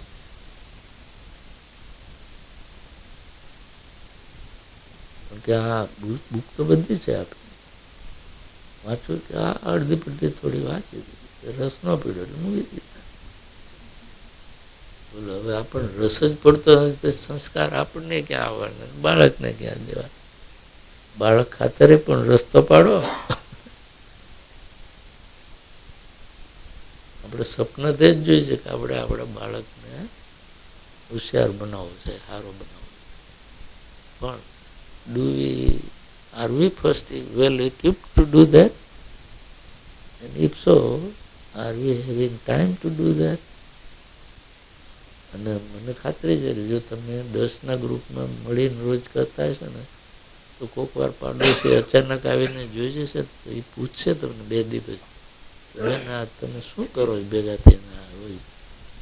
તમે કહો કે અમે તો આવું કરી, એના મગજમાં બોલ તો રોલિંગ થશે ને. પછી એને એમ થાય આ કંઈક લાભ ખાટી જાય ને આપણે રહી જઈશું. એ કંઈક અમે આવીએ ગઈએ ઓરો મોસ્ટ વેલકમ કરી જુઓ, જુઓ એમ જ આકર્ષણ. આ જગત છે ને ગત્તાનું ગતિક છે. પેલો શું કરે તો એક મેંઢું આમ વળે ને મેંઢા એકબીજાને અડીને જ હાલે, એટલે કે આ સારો દૂર જતો એને અડી જાવ એટલે ટોળું જ હોય. મેંઢાની વૃત્તિ એવી છે, એક મેંઢું આમ મળ્યું બધા એમ મળી જાય. ગત્તાનું ગતિક, પેલું ગત તો આપણે ગતિક ગત અનુગતિક, એટલે એકની પાછળ બધા જવું એ એક વૃત્તિ છે હ્યુમન. આપણે સારા રસ્તે વળીએ બધા સારા રસ્તે આપણી પાછળ આવવાના, અને આપણે ખરાબ રસ્તે વળશું તો એ આપણી પાછળ આવવાના. પણ who will come on the right path, who will come on the wrong path, એ મૂળભૂત સંસ્કારો લઈને જે જીવ જન્મ છે એના પર. જીવના મૂળભૂત સંસ્કારો જે છે ને તો એ સારો રસ્તો જનારાનો જ સાથ પસંદ કરશે. મૂળભૂત એના સંસ્કારો સારા નહીં તો ખોટે રસ્તે ગમે એ કરશે. એટલે આપણે જે ખોટે રસ્તે વળી જાય ને એને વળવાની કોશિશ કરો. સાચે રસ્તે વળેલા છે ને એ પાછો આ રસ્તો છોડીને પેલે ન જતા રહે એની કોશિશ કરો. અને શાસ્ત્રો કહે છે જ્યારે સંપૂર્ણપણે સંસ્કાર રહેશે જ નહીં, કોઈ ધર્મનું નામ નહીં રહે, કોઈ મંદિરે જશે નહીં, કોઈ સંતને ખાવાનું નહીં આપે, પછી અહીં કાંઈ રહેતું જ નથી. પછી ભગવાન કે આ જગત નકામું થઈ ગયું એટલે પ્રલય કરી દે. આમ તો ભગવાનને ખબર જ છે કે નકામું જ થઈ ગયું, પણ હજી હિન્દુસ્તાન થોડુંક કામનું છે એટલે આ બીજા જગતને લાભ મળી ગયો ટકવાનો. એટલે આપણી સંસ્કૃતિ જબરજસ્ત છે, પણ એનું પહેલે આપણે સમજીએ. ગર્વ કરીએ છીએ પણ ખોટો સમજાવીને. વી આર પ્રાઉડ કે આપણી ઇન્ડિયન સંસ્કૃતિ ઇન્ડિયાના છે માટે.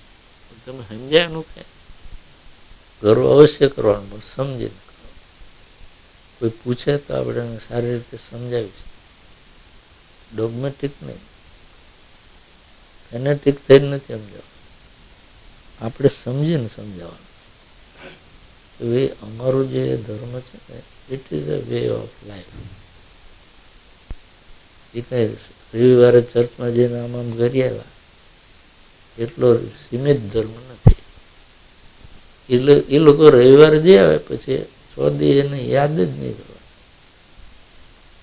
આપણો માણસ એમ નથી કહેતો કે રવિવારે જ મંદિરે જવું. આવનાર તો રોજ આવીને ભગવાન આવે દર્શન કરવા. It becomes a part of life. આપણા ડેલી રૂટીનમાં આવી જાય. આપણી બિહેવિયર પણ અર્થ અને કામ પુરુષાર્થ છે, ધર્મ અને મોક્ષ પુરુષાર્થ ઉપરાંત એ પણ મનુષ્ય કરવાના છે, પણ ધર્મને સુસંગત હોય એવો જ અર્થ પુરુષાર્થ ને એવો જ કામ પુરુષાર્થ કરવાનો છે. આપણે કહીએ કે આ અર્થ પુરુષાર્થમાં આમાં ધર્મને યાદ કરવાની જરૂર નહીં, એવું નથી.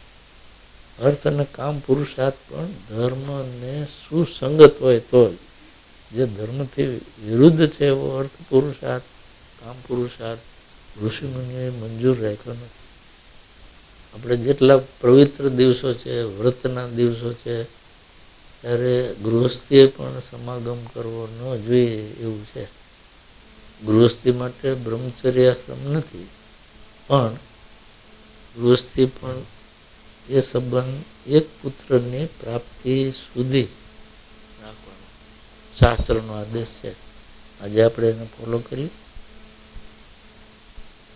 અને પ્રાણી જગત જુઓ, પ્રાણી જગતને ભગવાને ધર્મગ્રંથ નથી આપ્યો, પણ એનામાં એક સેન્સ મૂકી છે ભગવાને. એ યોગ્ય ઋતુ સિવાય સંવર્ણન નથી કરતું. Look at the dogs. વર્ષા ઋતુ સિવાય નહીં.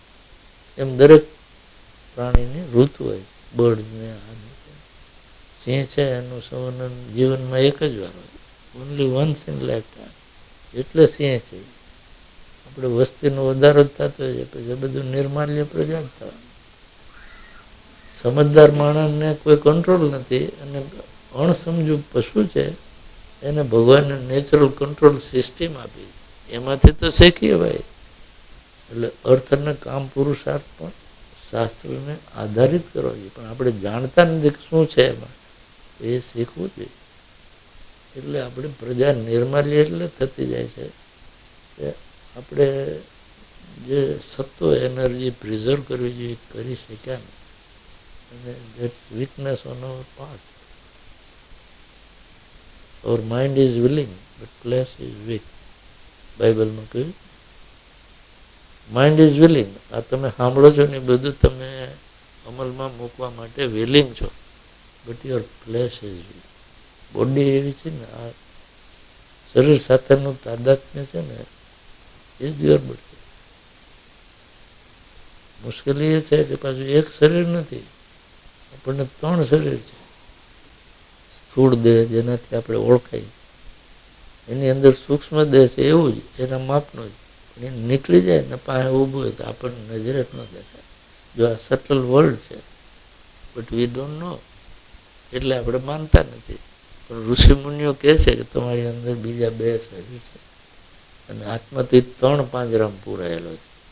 આ એક છૂટી જાય છે ને મૃત્યુ સમયે, 2 તો લાગેલા જ છે. એટલે every death is not liberation. એટલે જ આપણો પુનર્જન્મ થાય છે, કારણ કે સૂક્ષ્મ દેહને કારણ દેહ લાગેલા છે. બધા આપણા પૂર્વના સંસ્કારો એમાં છે જ, જે કર્મ કરીએ છીએ, જે શીખ્યા છે, બધી મેન્ટલ ઇમ્પ્રેશન એમાં છે. આ સ્થૂળ નથી તો ભગવાન કે આ મેન્ટલ ઇમ્પ્રેશન એટલે તને નવો નકોર દેહ, new lamp for the old. હમણાં અલ્લાદીનની જેમ કોઈ રાડ બાળે, new lamp for the old. તમારો જૂનો લેમ્પ કોઈ આપી જાઓ, નવો લઈ જાઓ, બધા દોડે ને, કોઈ બેન બાગીરી. તો ભગવાન રોજ રાડ પાડે કે new lamp for the old, તમારું જર્જરિત આપી દો, તમને નવું નકોર પાછું આપું. હા તો ગમે એવું થઈ જાય તો છોડવું નથી. એ શું છે? એ જ ક્લેશ છે. એ ક્લેશનું નામ અભિનિવેશ. પતંજલિ ઋષિએ 5 ક્લેશ આપ્યા: અવિદ્યા, અસ્મિતા, રાગ, દ્વેષ અને અભિનિવેશ. અભિનિવેશ છે એ આ સ્થૂળ શરીરને ચીટકી રહેવાની આપણી જે વૃત્તિ છે, હાવ ગરડો થઈ ગયો એમાં, એને મરવાનો ડર છે. એને મરવું નથી એટલે બચીને હાલે કે ભાઈ ભાઈ ભાઈ મોટર બ્રેક મારી દે હું હાલી નથી શકતો. અરે ભાઈ જાને ભગવાન તરત નવો લેમ્પ આપશે તને. એ નવો તો એમ કે ભગવાન આપશે જ ને કોઈક દી, પણ આ જૂનો છોડો નથી. પેલા જો હાટાપાટા કરવાનો હોય તો હમણાં જૂનું ફાનસ પધરાય નવું લઈ આવી. તો ભગવાન તો સારા છે કે ભાઈ ચાલ આ શરીરમાં ત્યાં કઈ સારું કામ ન કે બીજું આપવું, હવે તો કંઈક કરજે. એ વખતે ભગવાન કે હા ભગવાન આભાર હો, હવે આ વખતે તમને ભૂલું જ નહીં. પાછા આપણે શું કરીએ હતા એ નહીં. અને આ હું નથી કહેતો, આ શ્રીમદ ભાગવત કહે છે માતાના ગર્ભમાં બાળક હોય છે ને ત્યારે 8 માસનો ગર્ભ થાય ને ત્યારે દરેકને આપણને ભગવાને આપણા આગલા જન્મોની સિરિયલ બતાવી દીધી. ટીવી સિરિયલ હોય ને કે જો જીવ તું કેમ શું શું કરતો અહીંયા આવ્યો છો, આવા કામનું શું ત્યાં ફળ ભોગ્યું, હવે બોલ શું કરવું છે. એટલે જીવ કે ઓ ભગવાન હવે આ પાંજરામાંથી મને કાઢો ને પછી તમને ભૂલે એ જ બીજા. બહાર નીકળો એટલે ભગવાન કે તું અહીંયા હું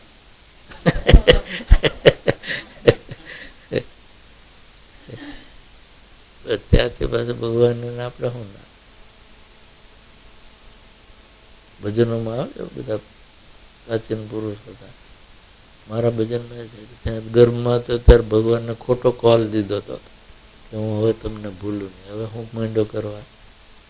જો ઋષિમુનિઓએ પુરાણમાં લખ્યું છે તે સત્ય વાત છે કે આપણને બધાને ભગવાન તો બહુ દયાળુ છે. આપણને દરેક જન્મે પહેલા એ દર્શન આપી અને કહે છે કે લા જો તું આ હું કરી રહ્યો છો. આપણે સુધરતા જ નથી. અને ભગવાન ખરો છે એ પાછળ છે કે આ જીવ સુધરે નહીં ત્યાં સુધી એના ચક્કરમાં ચલાવો જ. હવે તમે સાંભળો ને કે તો વાંધો જ નથી, આપણે આ ચક્કર હલાવ. ભગવાન આપણને એક વાર તો દર્શન આપવાના છે એની મળે આપણે જે કરતા એ કરો. આ ચક્કર છે એ દુઃખ છે. All life is suffering. બુદ્ધે એ જ કહ્યું, મહાવીરે એ જ કહ્યું, આપણા સંતો એ ગયા કે સંસારમાં આ બધું મિથ્યા છે, આમાં તમે સુખના ફાફા મારોમાં એ દુઃખ સિવાય કાંઈ છે જ. હવે આપણને એટલે જ સમજાય કે આ સારું છે બધું દુઃખ જ. આમાં સુખ છે પણ એ બધું ક્ષણિક છે, દુઃખ વધારે છે. પૈસા છે એટલે સુખ છે એવું નથી.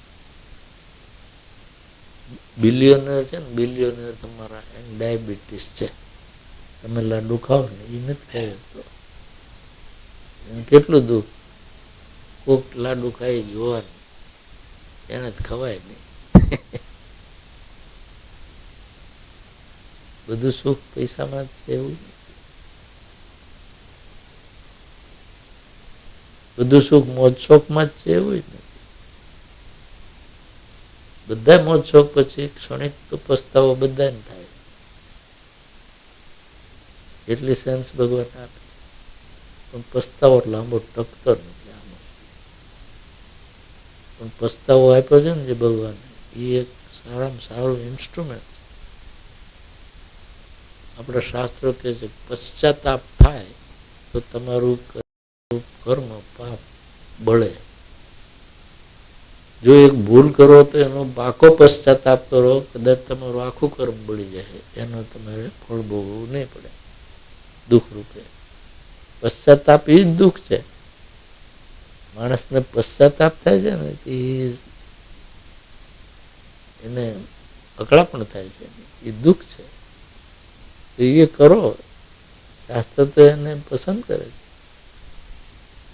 આપણા શાસ્ત્રોએ આ કર્મ તો એને પશ્ચાતાપની વિધિ શું છે એ બતાવ્યું છે કે આવો પશ્ચાતાપ કરો તમારું એ કર્મ કાં તો નાબૂદ થઈ જાય કાં ફળ હળવું થઈ જાય. આ પસ્તાવો એક વિપુલ ઝરણું છે ને કવિતા, સાદી ભાષામાં આપણી કવિતાઓ એ વખતે સારી હતી. અત્યારે કવિતામાં કાંઈ નહીં, અમથી ડમથી સેટો ન વાગ, પછી મુકાબાજી જ કરવાની. આપણું કલ્ચર છે એને આપણે સમજીએ તો બીજાને સમજાવી શકીએ. જો તમે આજે કેટલી મજા આવી ગઈ ને, હવે તમે આટલું જ જો જ્ઞાની બનીને બીજાને કહો ને તો કે અરે ભાઈ આને પગે લાવો, એટલે સારું જ કરો, તમને કોઈક પગે લાગે એટલું જ કરો. ગાજર લટકાવું તમને ઈચ્છા થાય ને, હા એ સારું, દાદાજીનું કામ છે, એટલું કરો તો પુણ્ય કમાશો. જો ભગવાન જે આદેશ કરે ને એ આપણે કરીએ ને એ નિમિત્ત છે ભગવાન. અર્જુન એ નિમિત્ત બન્યો તો ભગવાન ભેગો અર્જુન અમર થઈ ગયો. ભગવાને કહ્યું કે જે હું તને કહું છું એમ તું કર, તારી બુદ્ધિ હું કામ વાપરે. પણ કે ભાઈ તમે મિત્ર છો, પણ હવે મને મારી કંઈક આ હગાવાલા મળે તું તારી બુદ્ધિ વાપરમાં, મારી બુદ્ધિ પ્રમાણે હું કહું તે પ્રમાણે કર. એ કરતો જ નહોતો, આર્ગ્યુમેન્ટ જ કર્યા કરતો. ભાઈ ભગવાન કહેવાનું હું નહીં બતાવું ચમત્કાર ત્યાં સુધી આ માનશે નહીં. ભગવાનને તાત્કાલિક કામ કરવાનું. એમ યુદ્ધના બેટલ ફિલ્ડ ઉપર આ ગીતાનો ચર્ચા થઈ. ભગવાન કે આ મોડું ન કરે એટલે આનું તરત પતાવી દઉં. એટલે પેલું જોઈ ગયો ને પછી કે હવે કરીશ એ વચન એમ કહું શિષ્યસ્તે હું, હવે હું આપનું શિષ્ય છું, આપ જે મને કહ્યું એમ જ કરવાનું. ઉઠાય ધનુષ માંડ ડરવા ચાલ. પછી થઈ ગયો હાબ્દ. પણ એ હાબ્દો થયો ને 18 અધ્યાય ભગવાન પાસે ઓખાયા આપણા હારો. આપણને લાભ થઈ ગયો ને. અર્જુન તો એનો મિત્ર જ હતો, એને તો સામે ઉભેલા જ જોયેલા, પણ ભગવાન પાસે બોલાવ્યું તો આપણને લાભ છે. અને એક વાત સાચી, બધા શાસ્ત્રો બધા ષડદર્શનો બધાનો નિચોડ ગીતામાં છે. તમે કહો છો ને કે આપણો ગ્રંથ ગીતા, પણ એ ગીતાને સમજવી અઘરી છે.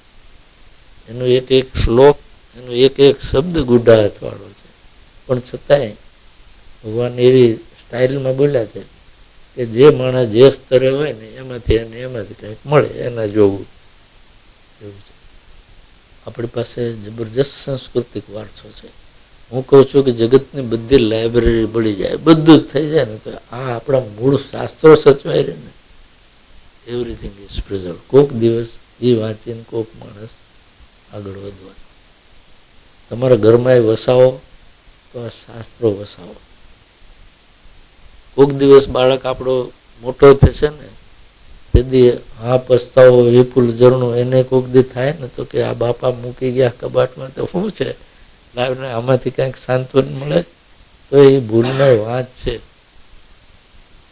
શાસ્ત્રો ન વચાવો તો મારા પુસ્તકો રાખો, બધું જ છે એમાં. એક શાસ્ત્રનો કોઈ સિદ્ધાંત બાકી નથી.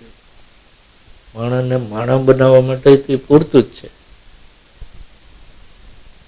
તમે એને વાંચો, એક વાર વાંચશો ને મજા પડશે, બીજી વાર વાંચશો તો ઓર મજા પડશે, ત્રીજી વાર વાંચશો ને ત્યારે તમને એમ થાય આમાં તો હજી ઘણું છું ઊંડું. Every reading will give you some new life. તમારી સમજ વધતી જશે. આ આપણું સંસ્કૃતિના પુનરુત્થાનનું કામ છે. આપણે જે આશ્રમ કર્યો છે એનો હેતુ આ છે. તમે બધા જાઓ, મળો, આનંદ કરો, આપણી સંસ્કૃતિ શીખો, બધું છે. પણ સાથે સાથે તમે દાદાજીના પ્રચારક પણ બનો. પ્રચારક બનવું હોય તો એના માટે પ્રવૃત્તિ વિંગ દાદાજીએ સજેસ્ટ કરી છે. નિવૃત્તિ પક્ષ જુદો છે, પ્રવૃત્તિ પક્ષ જુદો છે. નિવૃત્તિ પક્ષ એટલે જેને સાધના જ કરવાની છે. અને તમારો સાંભળશે કોણ? તમારા સાધના કરનારા સંતો નહીં હોય તો ત્યાં સુધી તમારી વાત કોઈ માનશે નહીં. તમારા સંતો પાસે સાધના હશે તો જગત આવવાનું છે. જેને સાધનામાં રસ પડશે તે. સાધના એવી ચીજ છે કે પાર્ટ ટાઈમ જોબ નથી. જગતનું કામ એ કરતા રહ્યો ના એ કરતા રહ્યો એ સંભવિત નથી. એટલે આપણી જે પરંપરામાં આધ્યાત્મિક સાધના છે ડિવાઇન બોડીની યોગની, એ નિવૃત્તિ માર્ગ માટે છે. એટલે એને મોક્ષ પુરુષાર્થ કહે છે. કર્મ જ્ઞાન ભક્તિ યોગ એ ધર્મ પુરુષાર્થ. એટલે તમારા બધા માટે કર્મયોગ, જ્ઞાન યોગ, ભક્તિ યોગ એ પણ સંપૂર્ણ માર્ગ છે. પણ એ શું છે, ક્રમશઃ ધીરે ધીરે તમે આગળ વધી શકો. એ તમે સંસારમાં રહીને પણ કરી શકો એવું છે. આમાં તમારે કર્મ જ્ઞાન ભક્તિમાં 1 કલાકે તમે કાઢશો રોજ સવારે કે સાંજે, અને 2 સવાર સાંજે 1 કલાક કાઢી આવો તો પર્યાપ્ત છે. You can make progress on that path. એટલે એ તમારી સાધના કરતા રહ્યો, એ કર્મ જ્ઞાન ભક્તિની સાધના છે, તમને શીખવામાં આવશે. અને સાથે સાથે પ્રચાર કાર્ય પણ કરતા રહ્યો, તમારું પોતાનું પણ કાર્ય. ભગવાનને આપણને 24 કલાક આપ્યા દિવસમાં, આપણે 12 કલાક કાઢી નાખીએ સુવામાં, ખાવામાં, પીવામાં, બધા ડ્યુટીઝમાં, બરાબર. એ 12 કલાક આપણી પાસે છે. 8 કલાક ધંધામાં જતા હોય ને તો એ 4 કલાક છે. 4 કલાકમાં આપણે કોઈક વાર સિનેમા જોવા જઈએ તો કેટલા કલાક જોઈએ? કોઈક વાર રેસ્ટોરન્ટમાં, બાર બજારમાં ફરવા જઈએ તો 2 કલાક બગાડીએ. એમાં આપણને રસ પડે. આમાં નથી. એ મોજ શોખ કંઈ કામ આવવાનું નથી. એ આપણા આત્માનું કંઈ કલ્યાણ કરવાનું નથી. પેટનું અકલ્યાણ કરશે. પેટનું જ અકલ્યાણ કરવાનું. જંક ફૂડ ખાશે એના કરતાં આત્માનું કલ્યાણ થાય ને પેટનું અકલ્યાણ ન થાય. આ ડબલ લાભ છે આના. એ 4માંથી માનો કે તમારે ફિલ્મે જોવો, બધું કરો. હું તમે જે કરો એમાં ના નથી પડતો. હું એમ કહું કે 1 કલાક તો કાઢો ભગવાનના નામે. 24માંથી તમે જે ભગવાને તમને 100 વર્ષનું આયુષ્ય આપ્યું, 100 નહીં તો 80 જે હોય તો, પણ આપ્યું જ ખરું ને. એ દરેક વર્ષના 365 દી આપ્યા, દરેક દિવસના 24 કલાક આપ્યા. એમાં 1 કલાક તમે એ ભગવાનને માટે નથી કાઢી શકતા, પછી ભગવાન તો સમજે ને કે આ કાંઈ આગલા જન્મે કૂતરો થવાને લાયક છે, અને માણસ બનાવે મેં ભૂલ કરી. કારણ કે ધર્મ પુરુષાર્થ તો મનુષ્ય કરે, પશુ પક્ષી નથી. હું ભેંસની આગળ બોલું આખું ભાગવત, આપણે કહેવત છે ને કે ભેંસ પશુ પાસે હું આ બધું બોલ્યો. આ અહીંયા 2 કૂતરા બેઠા હોત, ગધેડા બેઠા હોત, એને હું માણસ બેઠો હોય તો ભલે જોકા ખાતો ખાતો પણ સાંભળે ને થોડુંક તો એના કાને પડે. આજે છાપામાં આવી ગયું, ઓબામા શપથવિધિ લેતા હતા ને પછી ભાષણ કરતા હતા, એની છોકરીએ બગાવું ખાધું, એની લાખો ફોટા ફરતા થઈ ગયા છે. ઓબામાની દીકરી અત્યારથી પ્રસિદ્ધ થઈ ગઈ બગાવમાં. એણે હમણાં બગાવું ખાધું, પણ એની એટલી પ્રસિદ્ધિ નહીં થાય.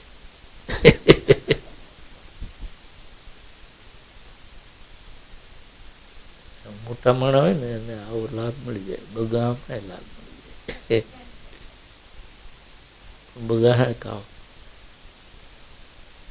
બગા શું છે? ભગવાન તરફ જવાનો રસ્તો છે, તમને ખબર નથી. ભાગવતમાં ભગવાને કીધું છે કે જૃંભણમ, જે મારો ભગત બગાવું ખાય ને મને ગમે. આપણે બગાવું ખાય ને એ વખતે દુનિયા યાદ નથી આવતી, તો જગતને ભૂલાવી જ દે છે. થોડી સેકન્ડ છીક ખાય ત્યારે કાંઈ યાદ આવે? છીક, ભગાવું, ઉધરસ, આ બધું ફાયદામાં છે. ભગવાન તો કહે છે કે આ બધું કરો. શ્લોક છે, ભગાવું ખાય ને આળા મળે ને એ મારો ભગત પ્રિય છે, એમ ભગવાનને ભાગવતમાં લીધું. હવે તમારે શું કરવું ઘરે જઈને? હું તમને કહું કર્મ જ્ઞાન ભક્તિ શીખો. એમાં હું તમને તમે કરી શકો એવી રીતે જ બતાવવાનું. માંડો આ કરવા, એ લાભમાં છે. ગુરુ શીખવે તેમ હો, તમે ખાઓ એવા બગા નહીં, ગુરુ શીખવે એવા બગા. તો આપણે પેલું આમાંથી અગ્રહણ કરીએ અને પ્રવૃત્તિ માર્ગ આપણને ભગવાને સુજાડો. આ પ્રચાર પ્રસારનું કામ છે એ પ્રવૃત્તિ માર્ગીઓને સોંપો, કારણ કે they are living in the world, એનો સંપર્ક છે. અને આપણે સુધારવાના છીએ, વર્લ્ડલી પીપલને સુધારવાના છે. તમે થોડુંક સુધરો, તમે બીજાને કહો, એ કામ છે. એટલે આ ઉત્તરોત્તર આપણા દ્વારા થવાનું. પણ આપણો બોળો પરિવાર છે તે એટલા બધા એ કામ કરવા માટે લાયક પણ ન કહેવાય. કામ કરવાની એની પાસે સમય ન હોય, લાયકાત ન હોય, એબિલિટી છે તો સમય નથી, એવું પણ બને. પણ જેને પોતાને એમ થતું હોય કે મારી પાસે સમય છે, હું આ કાર્ય કરવા માટે 1 કલાક આપું એમ છું, પણ મારે શું કરવું એ મને કહો, તો આપણે એને કહીએ છીએ. એને તાલીમ આપી અને એના કેડર કર્યા છે. આપણે જેટલા સેવાભાવી સેવા આપનારા છે કે બધા એક લેવલના નહીં હોય. તુંડે તુંડે મતીર ભિન્ના. કોઈનું સામાન્ય સ્તર હશે સમજનું, કોઈનું થોડું વિશેષ હશે, કોઈનું એથી વિશેષ, તો એને એથી વિશેષ. તો દાદાજીએ એને 4 સ્તર પાડ્યા. સેવા ધર્મી એને નીચેનું સ્તર, પરમાર્થી, શ્રેયાર્થી અને આચાર્ય. એટલે અહીંયા આપણે ઓર્ગેનાઇઝ વેમાં કામ કરવાનું હવે શરૂ કર્યું છે. 2000 સેવા ધર્મીઓને મેં દીક્ષા આપી છે કે એ લોકો આ કામ માટે દરરોજ 1 કલાક 2 કલાક પોતાની અનુકૂળતા પ્રમાણે કાઢવાના છે. એમણે શું કામ કરવાનું છે એ અમે એને સ્પેશિયલ ટ્રેનિંગ આપીશું શિબિરો દ્વારા. એનાથી ઉપરની કક્ષા જે એનાથી થોડું વિશેષ જાણી અને કાર્ય કરી શકે એમ છે, એને પરમાર્થી દીક્ષા આપીશું.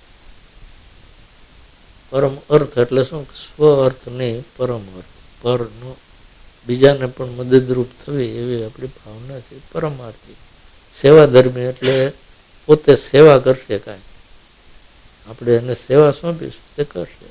પરમાર્થી એટલે એને થોડી ઊંચી કક્ષા છે.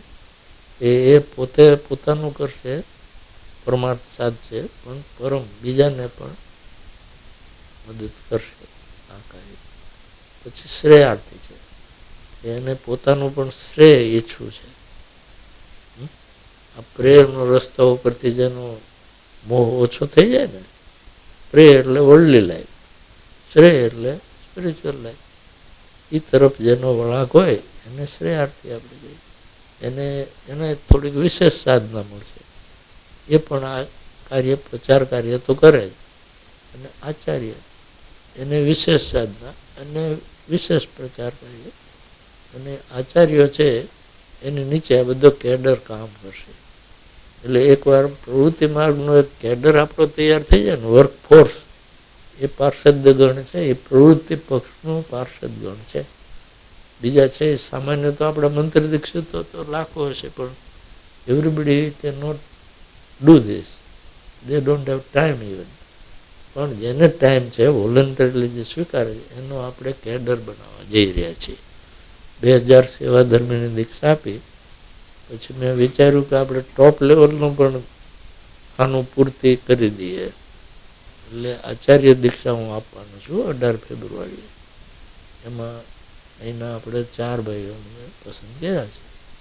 એટલે કિરીટભાઈ મને એક દી કહેતો હતો કે આપણે હવે તૈયાર જ છીએ. એટલે મેં એને યાદ આપી, પછી મોકો છે ભાઈ, તો તું વિચાર લે, 18મી તારીખે અહીંયા આવવું પડે, પછી તારે 19 અને 20મી તારીખે જવું હોય તો જતા. અને પાછું એ તું સમજી લે, કાયમ આમ પહેરી નથી રાખવું, શરમ થાય એવું નહીં. આ પાછું પહેરવાનું, કામે નીકળ ને તારે આ પહેરવાનું ઓફિશિયલ ડ્રેસ. જેમ બિઝનેસ સૂટ રાખવો પડે ને, એમાં રાઇફ મિશન બિઝનેસ સૂટ છે. બોલો તમારામાં જેની તૈયારી હોય ને એ કહેજો. તો કિરીટ તો મને કહેતો હતો એટલે એને યાદ આવ્યું. તમારામાં ઘણા કહી ન હોતા હોય, શરમાતા હોય, આમાં પરમિશન માંગી દો. જેથી ઝઘડો ન થાય. તમે પૂછ્યા વિના કેમ આ પાડી દીધી એવું ન થાય. હા તો વિચારજો, આગમટે વિચારી લો, પછી આગમટે આવજો એક દી. હું દીક્ષા દેવા અહીંયા ન હોઉં, એ તો તમારે અહીં જવું પડે. આપણે હિન્દુસ્તાન છોડતા નથી. હે હા, તેથી તમને મારો કંટાળો આવશે. એમને કે અત્યારે ક્યાં આવ્યા મુનિજી, અમારે અહીંયા બીજું કામ છે ને, કાલ આવજો.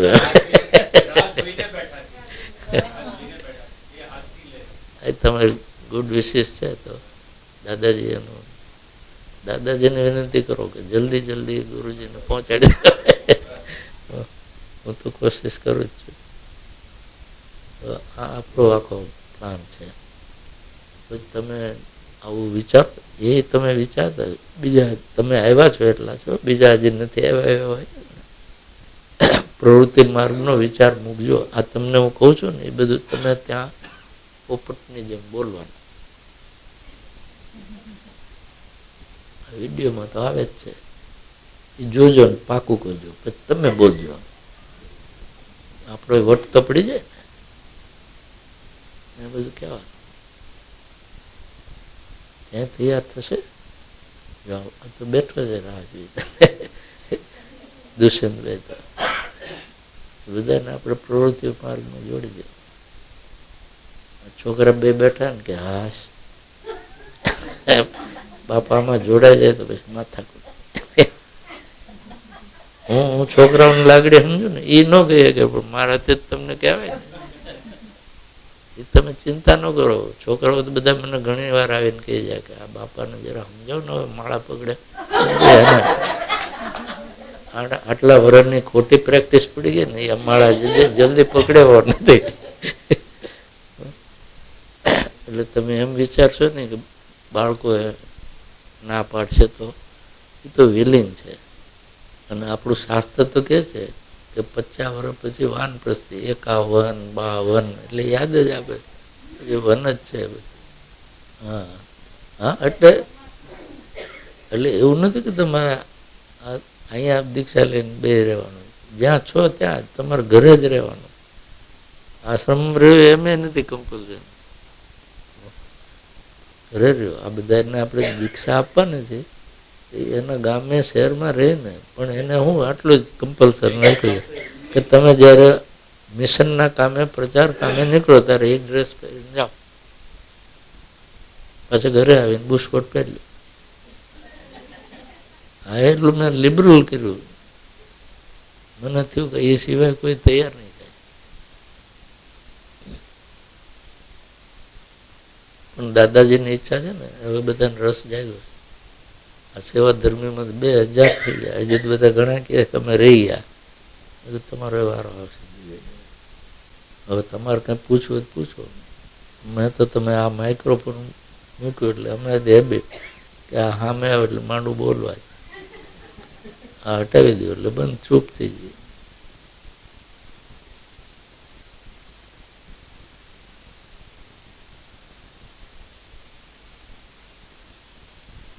જો એકલા પુરુષોને આ પ્રવૃત્તિ માર્ગમાં દીક્ષા નથી મળવાની, બહેનો છે, ઘણી ઘણી બહેનો છે. અને સેવા ધર્મીમાં બહેનો અને ભાઈઓ બધા દીધી છે ને દીક્ષા, એમાં સારું કામ બહેનો કરવાની. એટલે પેલું પ્રમોશન એમને મળવાનું છે, પરમાર્થીમાં, સેવાર્થીમાં. તમે જોજો, કોમ્પિટિશન છે. હું કહું છું કે ભાઈઓ પાછળ રહી જવા.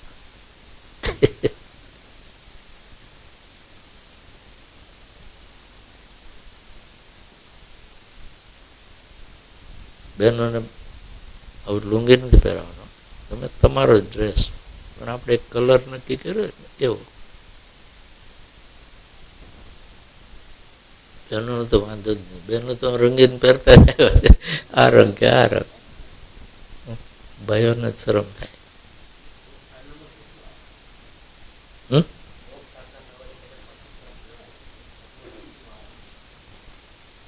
એટલે તમે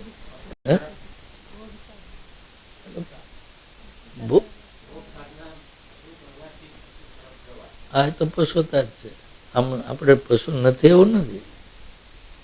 પશ્ચિમ વાળાની સંસ્કૃતિ તો સ્વીકારે છે કે મેન ઇઝ અ સોશિયલ,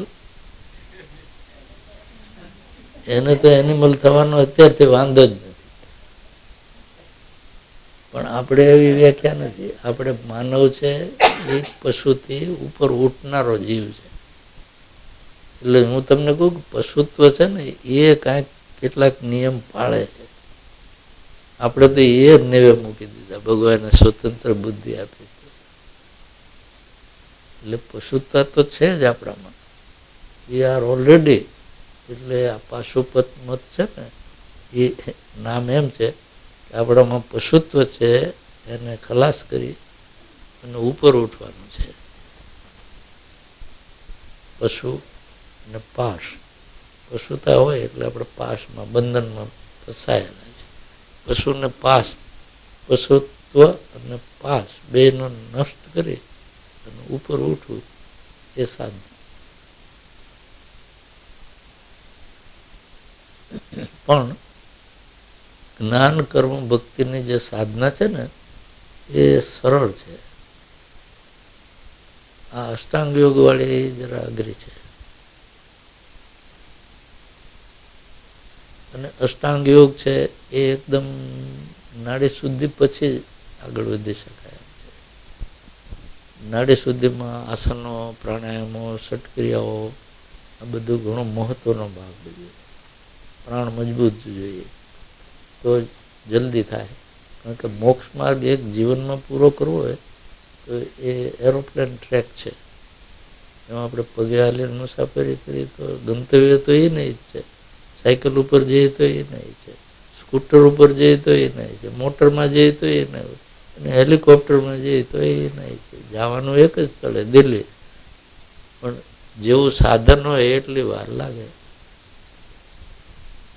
એમાં એરોપ્લેનનો માર્ગ છે. પીપીલિકા માર્ગ અને વિહંગમ માર્ગ એમ સાધનાને બે માર્ગ છે. પીપીલિકા એટલે કીડી, સંસ્કૃતમાં એને કીડીને પીપીલિકા. એટલે કીડી ચાલે દિલ્હી જાય, અહીંથી પહોંચી શકે. એ કેટલી ઝડપે ચાલે. અને વિહંગમ એટલે પક્ષી. પક્ષી ઉડે તો એ કેટલી ઝડપે. કીડી ને પક્ષીની ઝડપમાં ઘણો ફેર છે. વિમાન છે એ પક્ષીની ઝડપે કહેવાય.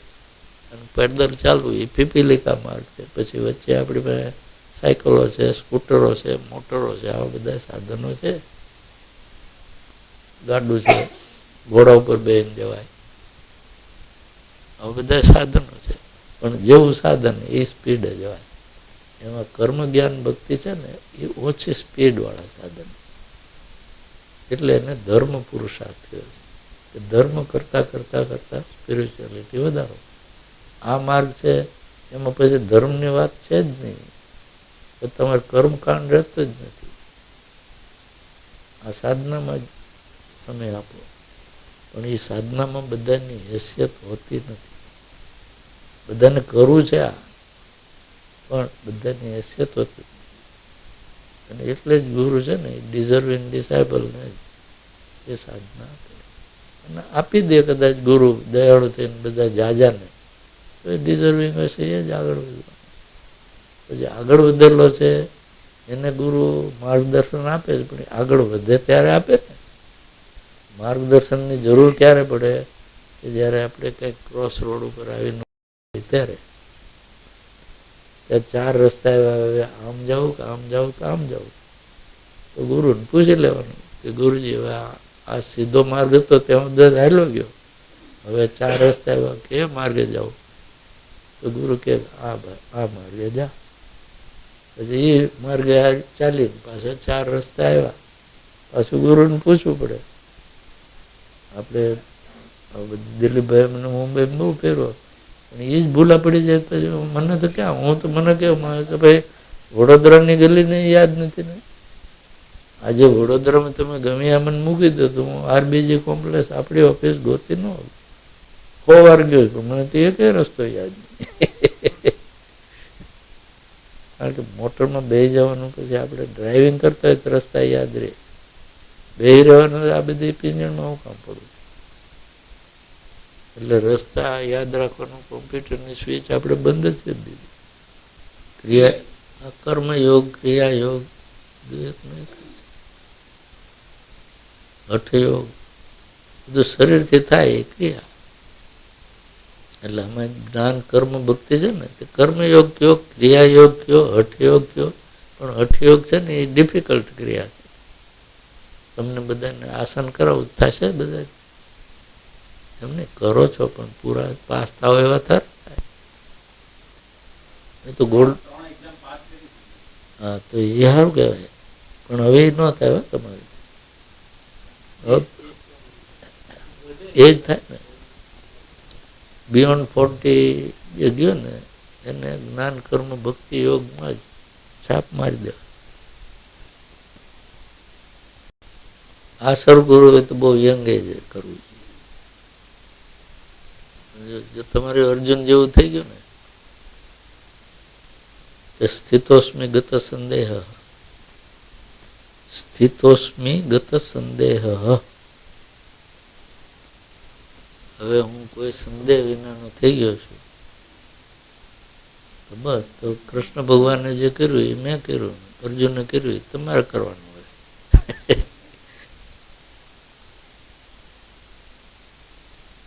ધનુષ ઉઠાવો અને આપણું સંસ્કૃતિના પુનરુત્થાનના કામમાં લાગી જાઓ.